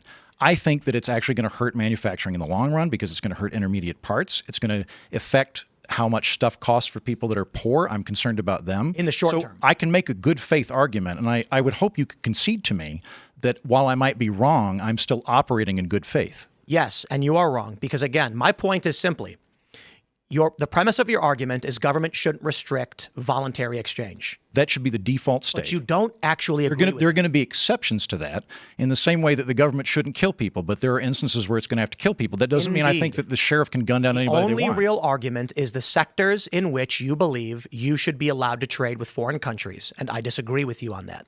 I believe that in the short term, giving away our manufacturing, I believe that in giving away our manufacturing to Mexico or China or other countries will benefit us in the short term as consumers now get a cheaper product and the company gets a higher profit margin.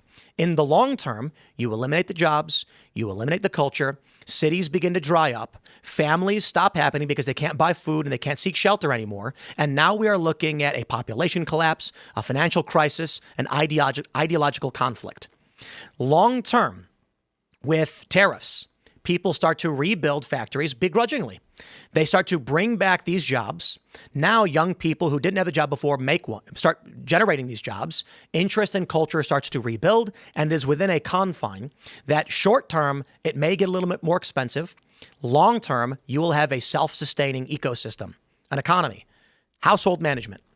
The argument that we had was simply based on where you want to draw the line and where I want to draw the line. Yeah, you said something about that if it's cheaper, then that's good or something like that. Yeah, I'm very much on the side of the consumer. I run on cheaper at what cost? Because it's not all fiscal. You know, something might be very cheap to order from the barbarian leader, but then the barbarian leader gets money and he poisons your DNA and kills you, in 7 years because you funded a danger that you didn't just because it was cheaper. You were actually funding a negative that you didn't.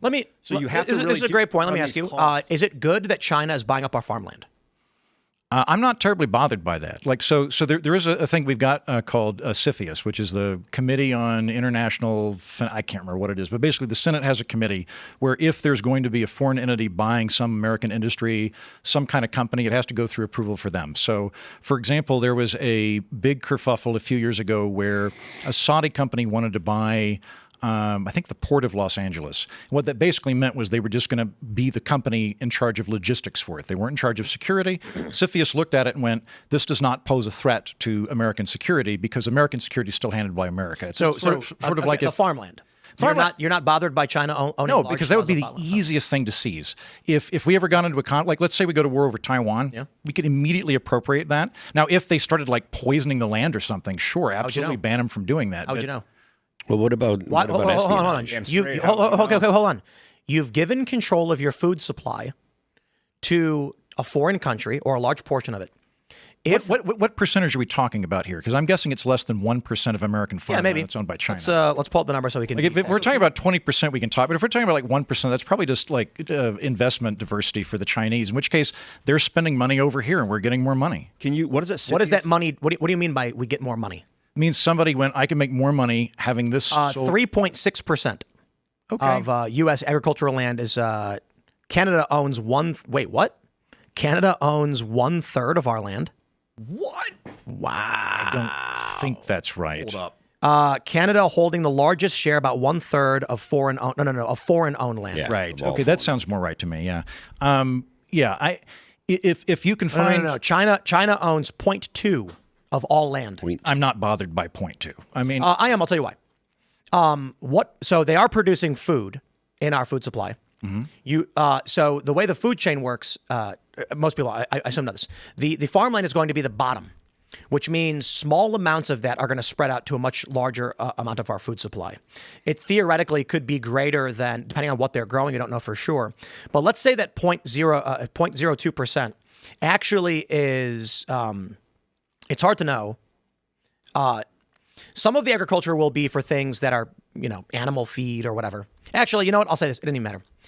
If China begins genetically engineering or infecting food with something not intended to kill a person overnight, but to, say, lower their ability to reproduce by 1%, China's on the 100-year, 1,000-year plan.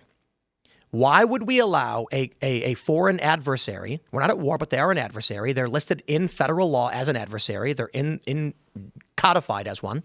Why would we allow them any degree of control in our food production? If you could find any evidence that they were doing anything untowards, I would be happy. They've released multiple blights in the U.S. that have attacked our. They were shipping viruses. They're running illegal biolabs. Yeah, they've caught numerous Chinese CCP members transporting drugs through airports. Well, I meant more than viruses through. Sure, airports. but like just focusing on the agriculture. If Phil, to your point, if they are bringing blights that are affecting farm and crops and things, then sure, stop them.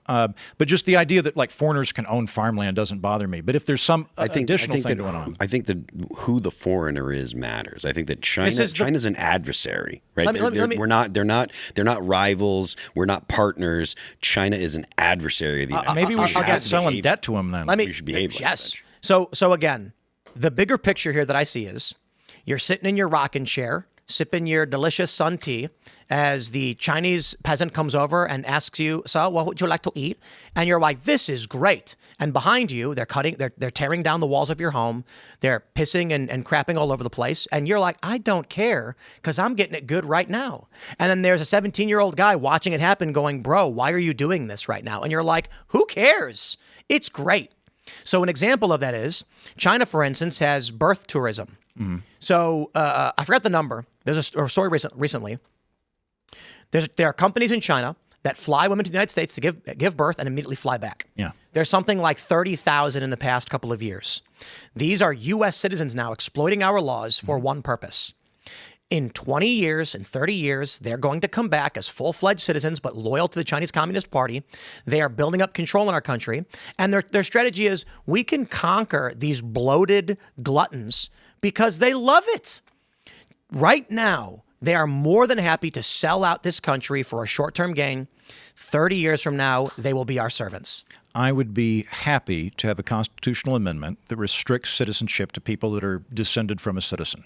And that's all well and great, and we agree, except the issue is that right now that's not the case. Okay. I mean, if we're talking about 0.2% of farmland, like that is a small enough thing that you could maybe compel me to go, okay. The location matters, what land Yeah, it they're is. outside military bases. Okay. So like if you can make a compelling argument that it's going to impel national security there, you might Why be able to let convince me, any but- of it happen at all?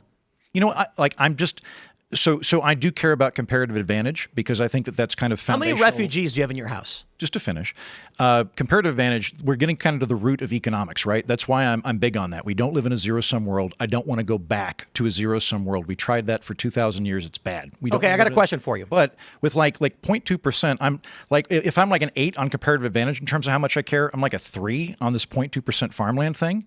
So like if I could concede that, I'm not as bothered by that one. All right, I got a question for you. How big's your house? I don't know. I've got 2 bedrooms. 2 bedrooms? Yeah. You using both of them? Yeah, I use one to sleep in. I use one to film in. Oh, so you got extra space. Mm-hmm. It would economically benefit you if I could get one of my friends from Guadalajara to come and stay in your place. Mm-hmm. We're going to do that whether you want it to or not. And they're going to stay in my place against my will on my private property? Well, that's what's happening in the United States. Is the United States not the of the American people? So if we're talking about immigration, here's what I want. I want wide gates and high walls. I want there to be good security to make sure that bad actors don't come into the United States, that there aren't gangs coming in, there aren't criminals coming in. But I do want there to be a lot of immigration. I got a question. It's a blizzard outside. Yeah. Terrible blizzard. And there's a knock on your door as a pregnant woman. And she says, can I please come in and shelter from this terrible storm? Would you let her in? Probably. All right, so you let her in, and then she goes, oh, I'm going into labor. I'm having my baby right now. Should that child be allowed to own a piece of your house 20 years later? No, but again, like I would say, like I'm happy. Like I think the basic idea of birthright citizenship based on soil was a bad idea. Agreed. So considering the fact that it is still in place and we are experiencing this attack from an adversary, should this woman come to your house and say, "Let me in so I can give birth"? Would you want to cut off all immigration? I would. You would no, cut, I wouldn't. A decade at least. You would cut off all immigration for like in every sector For at least 10 years, yeah. I would say we don't need to have any more immigration. We've got, we had 20 million or so people that came into the country. We have to sort out who can stay and who can go or who needs to go. I personally think that there's no problem with having a 10-year moratorium on immigration and we deport all people that are illegal. What is America? Be more specific. How I could define the country very, very easily. Okay. I'm asking you, when someone asks you what America is, what would you say? The United States of America is a sovereign state in North America based on classical liberalism. I would say that America, the description is that, what is it, that a nation is a people and a country is its borders or something to that effect. So I would argue that the United States of America is a people with a long-standing history and tradition and unified culture that was built from rejecting one tyrant 3,000 miles away in exchange for 3,000 tyrants 1 mile away. Just to quote the Patriot. Brilliant. We have an American tradition built on the wars that we've fought, the things that we've built. These things are deeply rooted in a variety of sports and foods. We are told now by a large faction of people that we have no culture, and that is rooted in what the left describes as multiculturalism.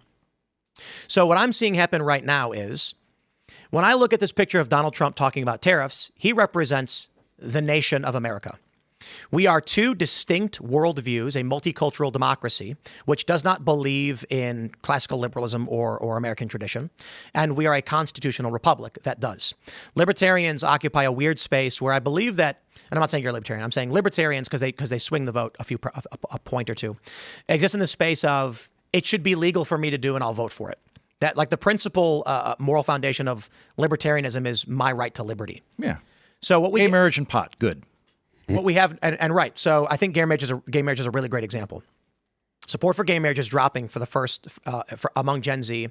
It's the first generation where we see an inversion because boomers were opposed. Gen X was kind of okay. Millennials were largely okay. Gen Z went the other direction. And interestingly, Gen Z dropped dramatically from like 2020 to 2022, which is indicative of a couple things. One, that there was a cultural shift among Gen Z, which is much harder to accomplish and less likely. Or two, younger Gen Z moving into adulthood already held anti-gay marriage views.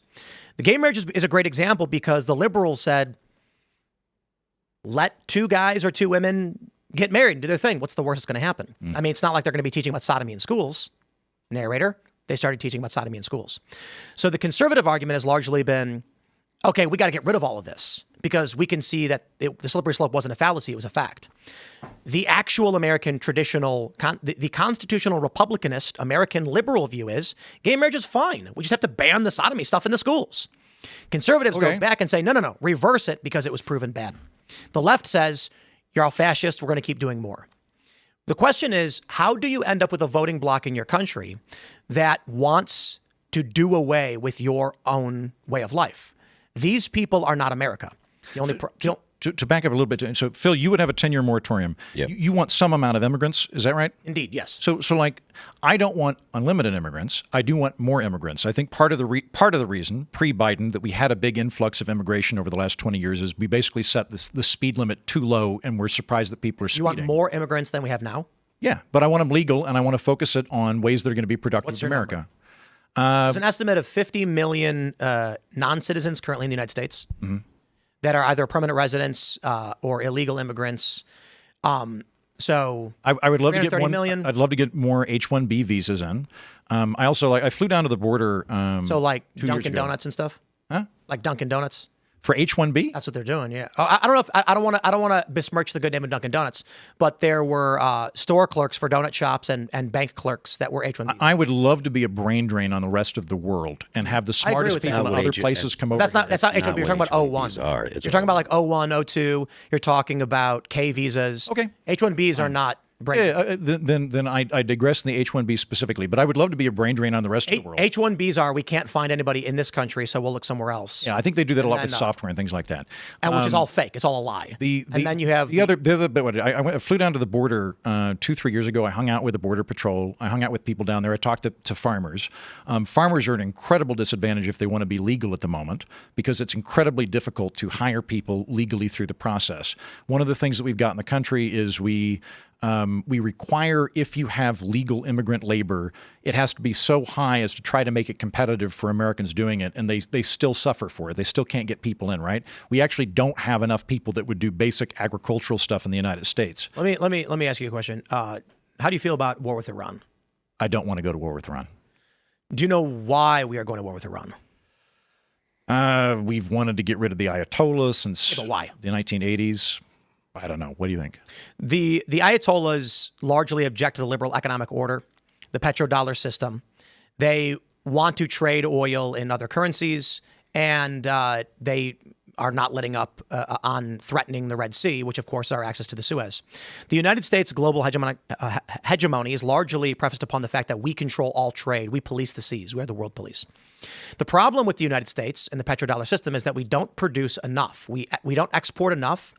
In order to maintain a strong economy, there's a bunch of factors, but one simple component is you need to produce more than you import. You need to make more stuff than you're buying. I see. That goes back to that zero-sum thing. Like an attorney and a doctor have a trade deficit with their grocery store, and they're doing fine. So aren't we the second largest exporter? So let's just make it real simple for you. If you make $100 a week and you're spending 120, what happens to you? Yeah, go bankrupt. That's not a trade deficit, though. That's a spending deficit. So back to the point I was making, irrespective, I don't know what point you're trying to make.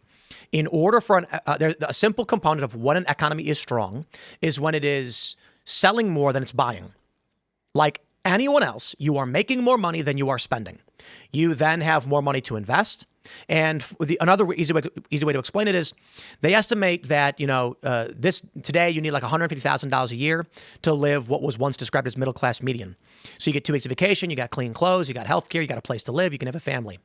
Well, if you make $150,000 a year, you're not really saving if you are living comfortably. You're going to cut back on some things you might think you need, but you'll save a little bit.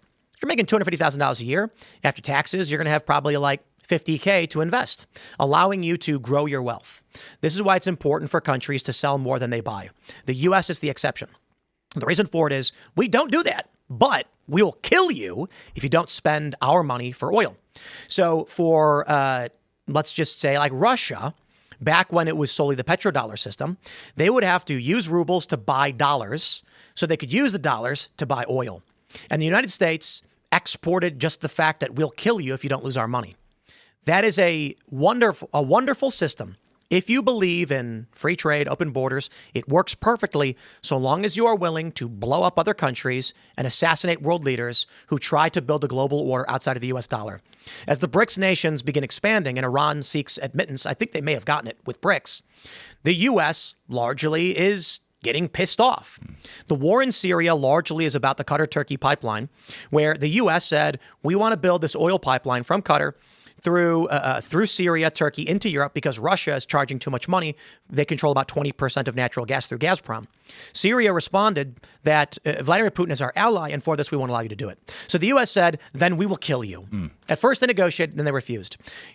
Simply put, I believe it is fair to say the liberal economic order system, SWIFT payment, IMF, big banks, all of that is built around the United States is the world police, the police of the oceans and international trade. And for this reason, Americans will live like those in Capital City, the Hunger Games, so long as we're willing to drop bombs on the people who try to break that system. Notably, Muammar Gaddafi, who wanted to create an African Union and trade gold dinars for oil, and Saddam Hussein, who wanted to trade oil for euro. And so the U.S. said, now you're going to die. And then they did. So I think we have growing degrees of overlap now. I'm unabashed free trader. I'm very much free trader. Which cannot exist without a strong economy that produces more than it's buying. Immigration. I'm not for open borders. I do want more immigrants to come in legally, but it sounds like you also want legal immigration. So we're talking about a question of degree there. Yeah, O1s. I'm an intervention skeptic. So like, I don't want to be bombing other countries if they're socialist if or they're you want theocratic. to maintain a strong American economy that engages in the trade practices that you believe in, it requires us to blow up anybody who would oppose the petrodollar system. In order for me to be in favor of free trade, I have to blow up anybody that is not using dollars. That's the position? So let's elaborate. I agree. If you want to give our manufacturing to a foreign country, so we become an import nation, we are not producing enough to sell to the rest of the world. How do we maintain an economy when we are spending more than we generate? Right. Okay. So here, I think you've got a point in terms of deficit spending. We're spending way more money than we have. And we survive because we will kill anybody who tries to break that system. So the debt doesn't matter if we've got guns pointed at everyone's head, right? Like, I'll put it this way. Let's say you take $100 from your buddy and you go and blow it on cocaine.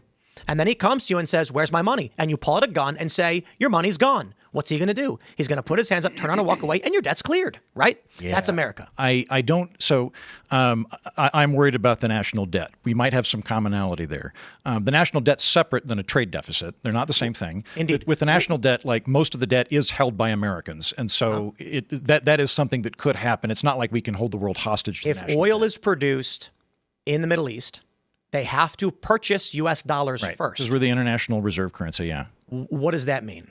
It means that whenever anybody's doing an international transaction, they're using dollars to do it. Indeed. So if China's purchasing something from China has Cambodia, to give us money, right? Right. It's And also then- part of why and we're then- able to get away with so much deficit spending because we can inflate it away to other people. That's exactly the point. Yeah. The only way we maintain an an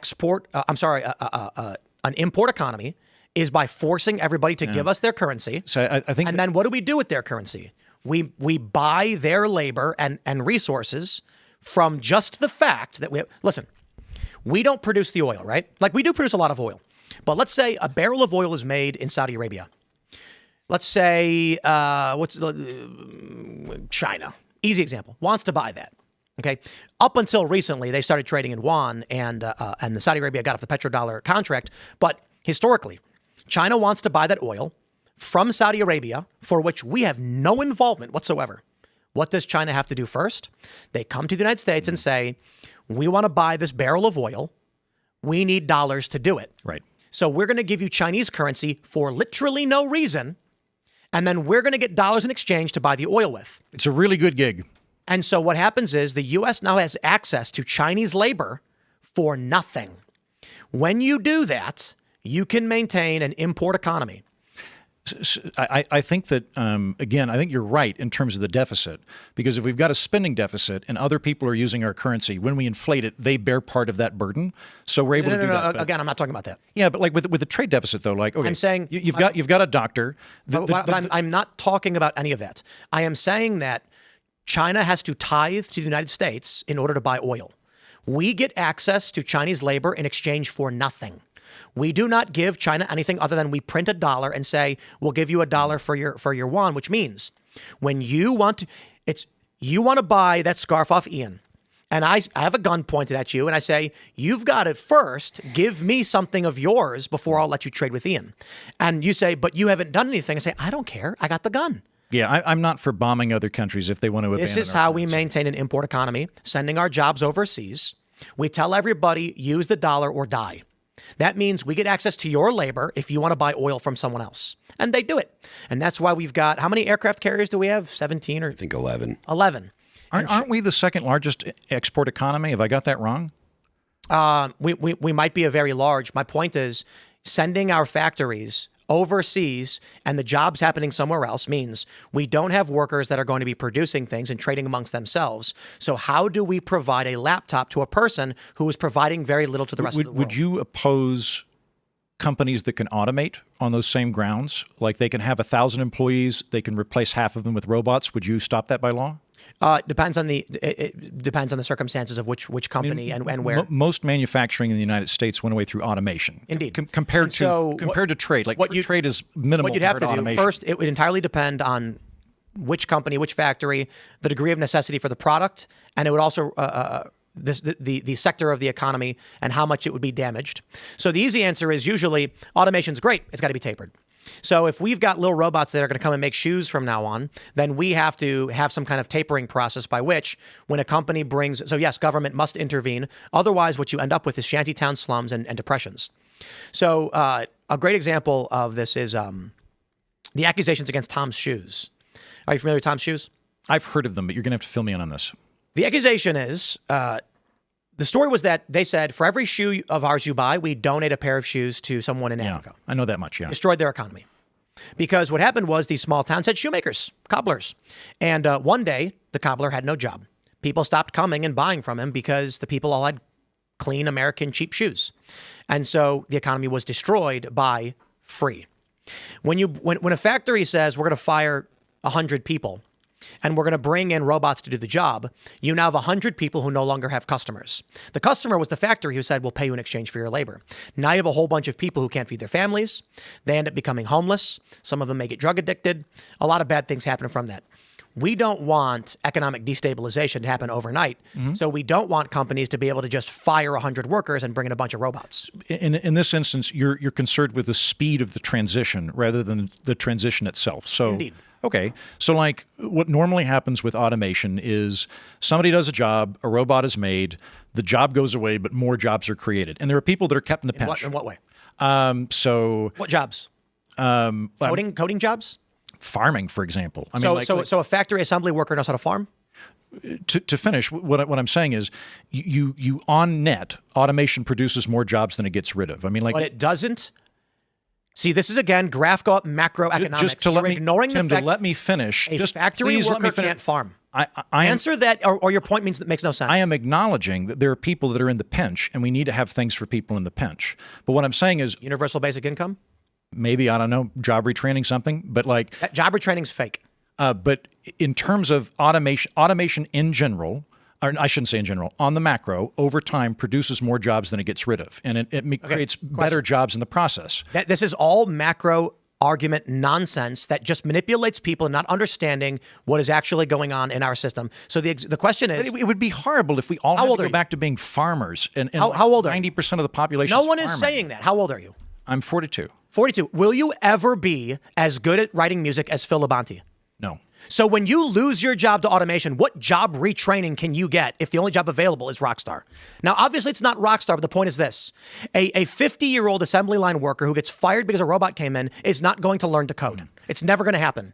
So what do we say for that person in this economy? There's going to have to be some protectionism. My point, Tim, was not that there's going to be any problems with it. It was just that overall, you still want progress, automation, dynamicism to happen. You want to make sure that it's slow so that people can adjust. Am I reading it correctly? What I am sick of is the manipulation that we experience. Learn to code is a great example. Hashtag learn to code.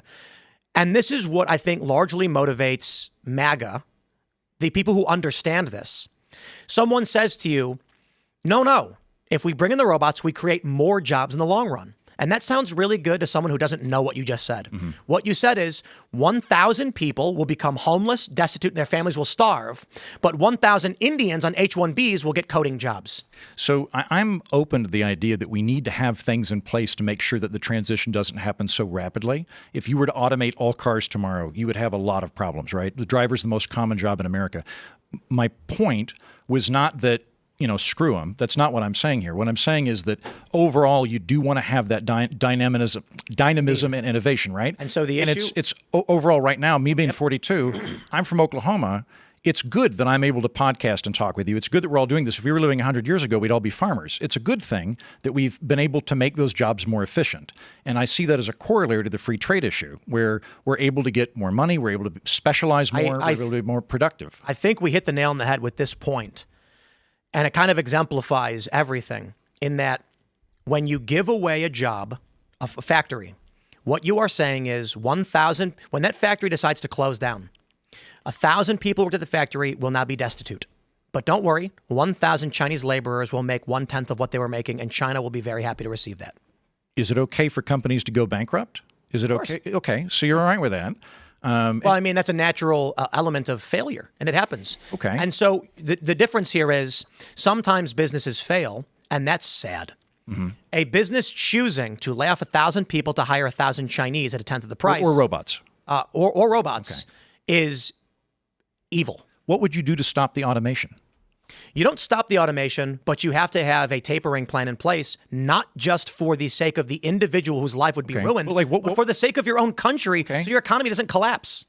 Pitch me on this, because I like, if you get laid off at 50 and your job no longer exists, it's going to be very difficult to find a job with a comparable income to get trained up. Not going to happen. I don't disagree on this, right? And so what would that, policy-wise, what would you do to taper it? What would that look like? Like you're saying, if we have a bunch of Optimus robots that can make cars, how will we taper it off? Yeah. And you can only bring on 10% of the Optimus bots per year or something. Okay. So or every 2 years. There would be like an automation law. You can only replace X amount of your workforce over X time. That won't work because the Chinese are going 0 to 100. When you have free trade and no protectionism, exactly correct. You saw C-Dance. They just said fuck IP law. They don't care about any of. They're going all the way, disrupting the entire planet.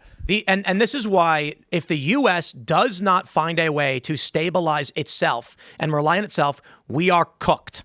IP law is gone because China doesn't care, and there's no restrictions. They had a massive attack on OpenAI just today. OpenAI announced it.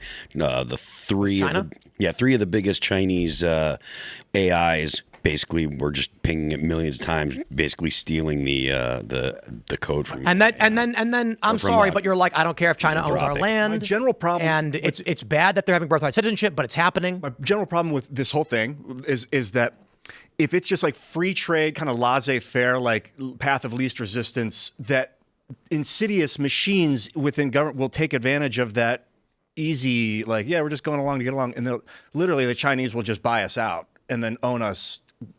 With short-term gain, long-term losses. Let me ask you this question. Ian, it's like this: be part of our machine. If the Chinese Communist Party came to you and said, "I'll give you $10 million today to sell out your country," no. But this is what so many people are doing. That's the whole point. If we're looking at the automation is a great point, and Ian's point is great.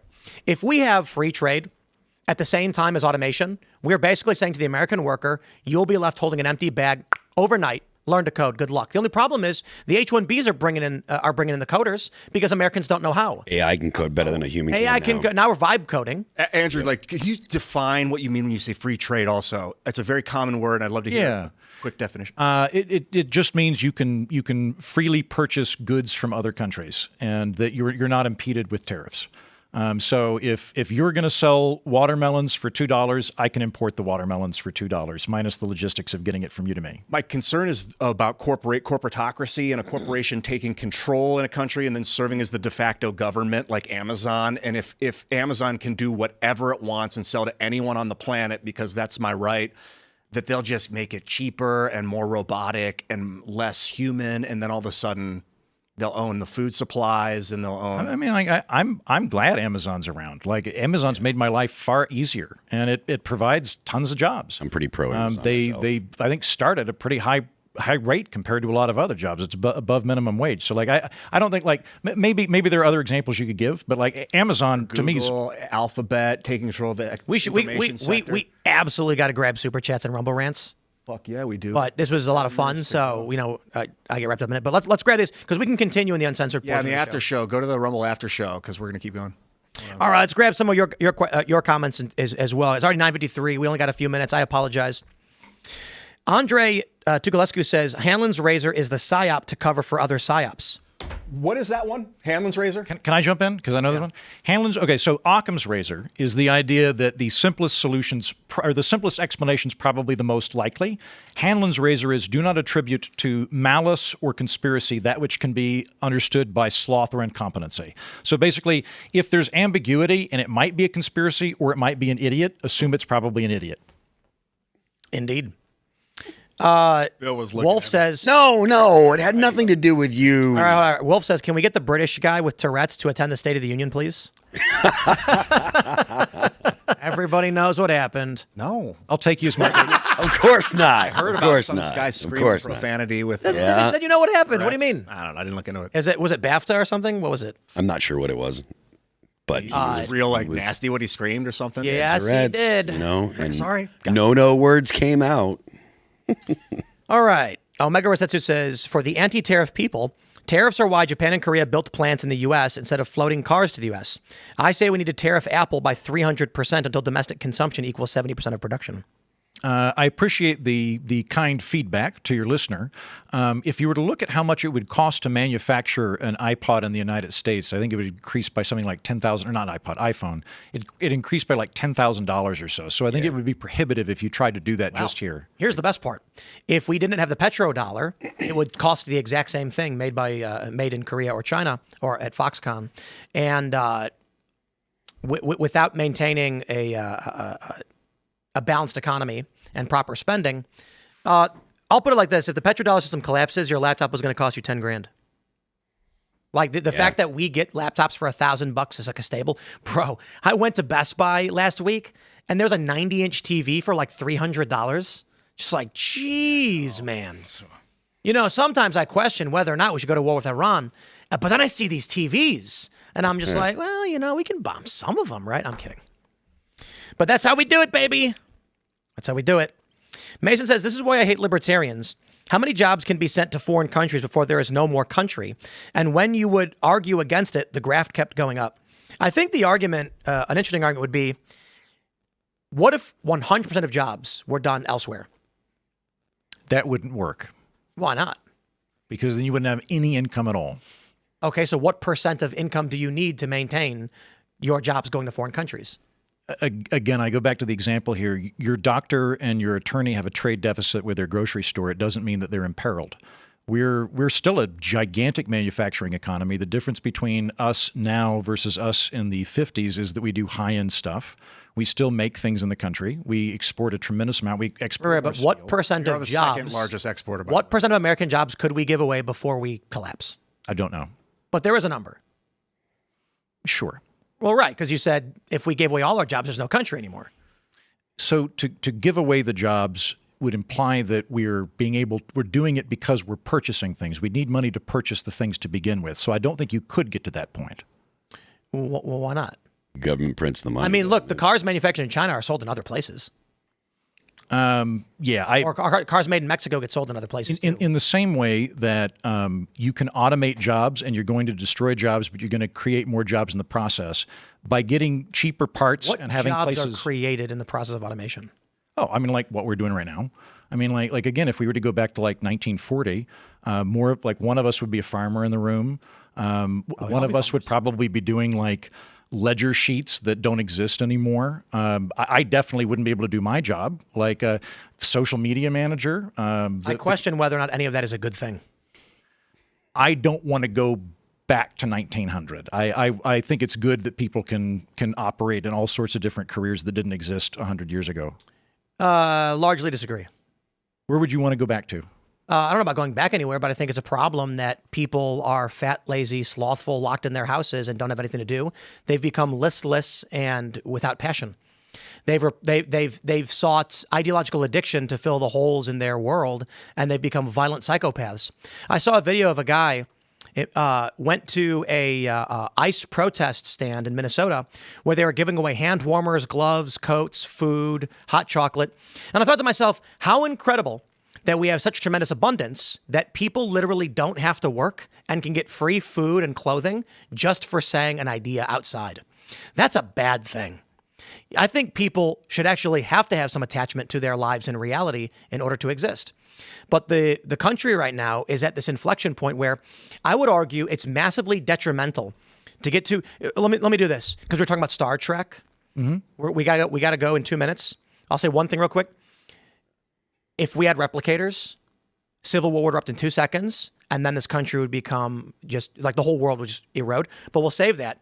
I do want to grab at least a couple of the super chats here. I don't want to leave people hanging because we only have a minute left. Let's see. Dave, the Devil Chicken says, Tim, the reason we let Fast and Furious happen is to let the 21st century version of Manifest Destiny happen where we go in and take over. So you're making a similar argument that it was to, like that Ian said, to create an enemy that we could then say, oh no, now we have no choice. It was the first day I ever thought of that in regards to the cartel. But yeah, I think it's because they're running illicit activities for intelligence organizations. Yeah, I thought it was they were just trying to track the guns and find who the higher ups were in the org. But now I'm starting to think like, geez, they create the enemy now if they can go conquer. S.A. Federale says, every low-T neckbeard who properly pronounces every foreign word has been steadily screaming, but my Mexican food, it's glorious. Yayo hasn't been good since 09 anyway. Woo-hoo. Wow, hit him where it hurts. Mexican food's best at Taco Bell. Yeah, avoid that white. Americos. That's not Mexican food, dude. All right, let's see. Human up in ya. TT says, people like this is why everyone is betting on AI to replace everyone's job. If no one has a job, there are no customers to pay for your AI slop. They kill their golden goose. They are only focused on short-term gain. It's a really interesting example I brought up on the show because they've started to automate fast food restaurants. And the response that I get in these arguments is, yes, but AI is going to make it easier and cheaper for everyone to get these things. And I said, who is going to... AI can't buy the tacos. If you don't have customers, if there's no people... then what are you going to do? The argument was there's a population collapse. There's going to be a lot of lost vacant jobs, and they're not going to be able to fill them. Mm. And the argument is we'll get AI and machines to automate these things. And then I said, who's going to buy from your Taco Bell if there's no people to eat it? You can't have robots come in and do it. But in fact, that's the plot to that video game about the cat. You play that one? About the cat? Yeah, he plays a cat in the future. Yeah. Oh. And there's robots everywhere that were created by humans to serve humans, but humans all died off. So now the robots just kind of facilitate the non-existence of whatever they're looking for, and you're a cat running around. We're going to go to the uncensored portion of the show so we can talk about Star Trek as it relates to communism and free trade. So smash that like button, share the show with every person in your life, even if you don't like them. You can follow me on X and Instagram at Timcast. Andrew, do you want to shout anything out? Yeah, I host a program called The Political Orphanage. I welcome your listeners and viewers going over to do that. Tim, it was a pleasure to be back. Ian, Phil, and Carter, nice to see you again. Thank you. You as well. The mighty Heaton. Ladies and gentlemen, the Heaton is mightier than the sword. I like that your last name is a noun. Thanks, Ian. My pleasure. And as always, follow me at Ian Crossland. Go to graphene.movie and check out the new documentary that I've been building with 6'7" Kevin and Andreas Exertus. Graphene.movie. It's hot. And sign up with your mailing list. You'll get notified when the movie's live. The trailer's live now. But before the show wraps, I want to give it to Carter Banks. Oh, thank you. Yeah. But first, okay. What's up? Carter Banks everywhere. out of order a little bit. I did it because I want to go Phil's last. Okay. Yeah, but also there's like some weird guy sitting behind Carter. This is Brandon. Brendo. Look at that monk. Anyway, follow me at Carter Banks everywhere. Phil, what's up? I am Phil That Remains on Twix. The band is All That Remains. You can check the band out at allthatRemainsonline.com. We are going on tour this spring. We start April 29th in Albany. You can get tickets at allthatRemainsonline.com. You can check out our music at Apple Music, Amazon Music, Pandora, YouTube, Spotify, and Deezer. Don't forget the left lane is for crime.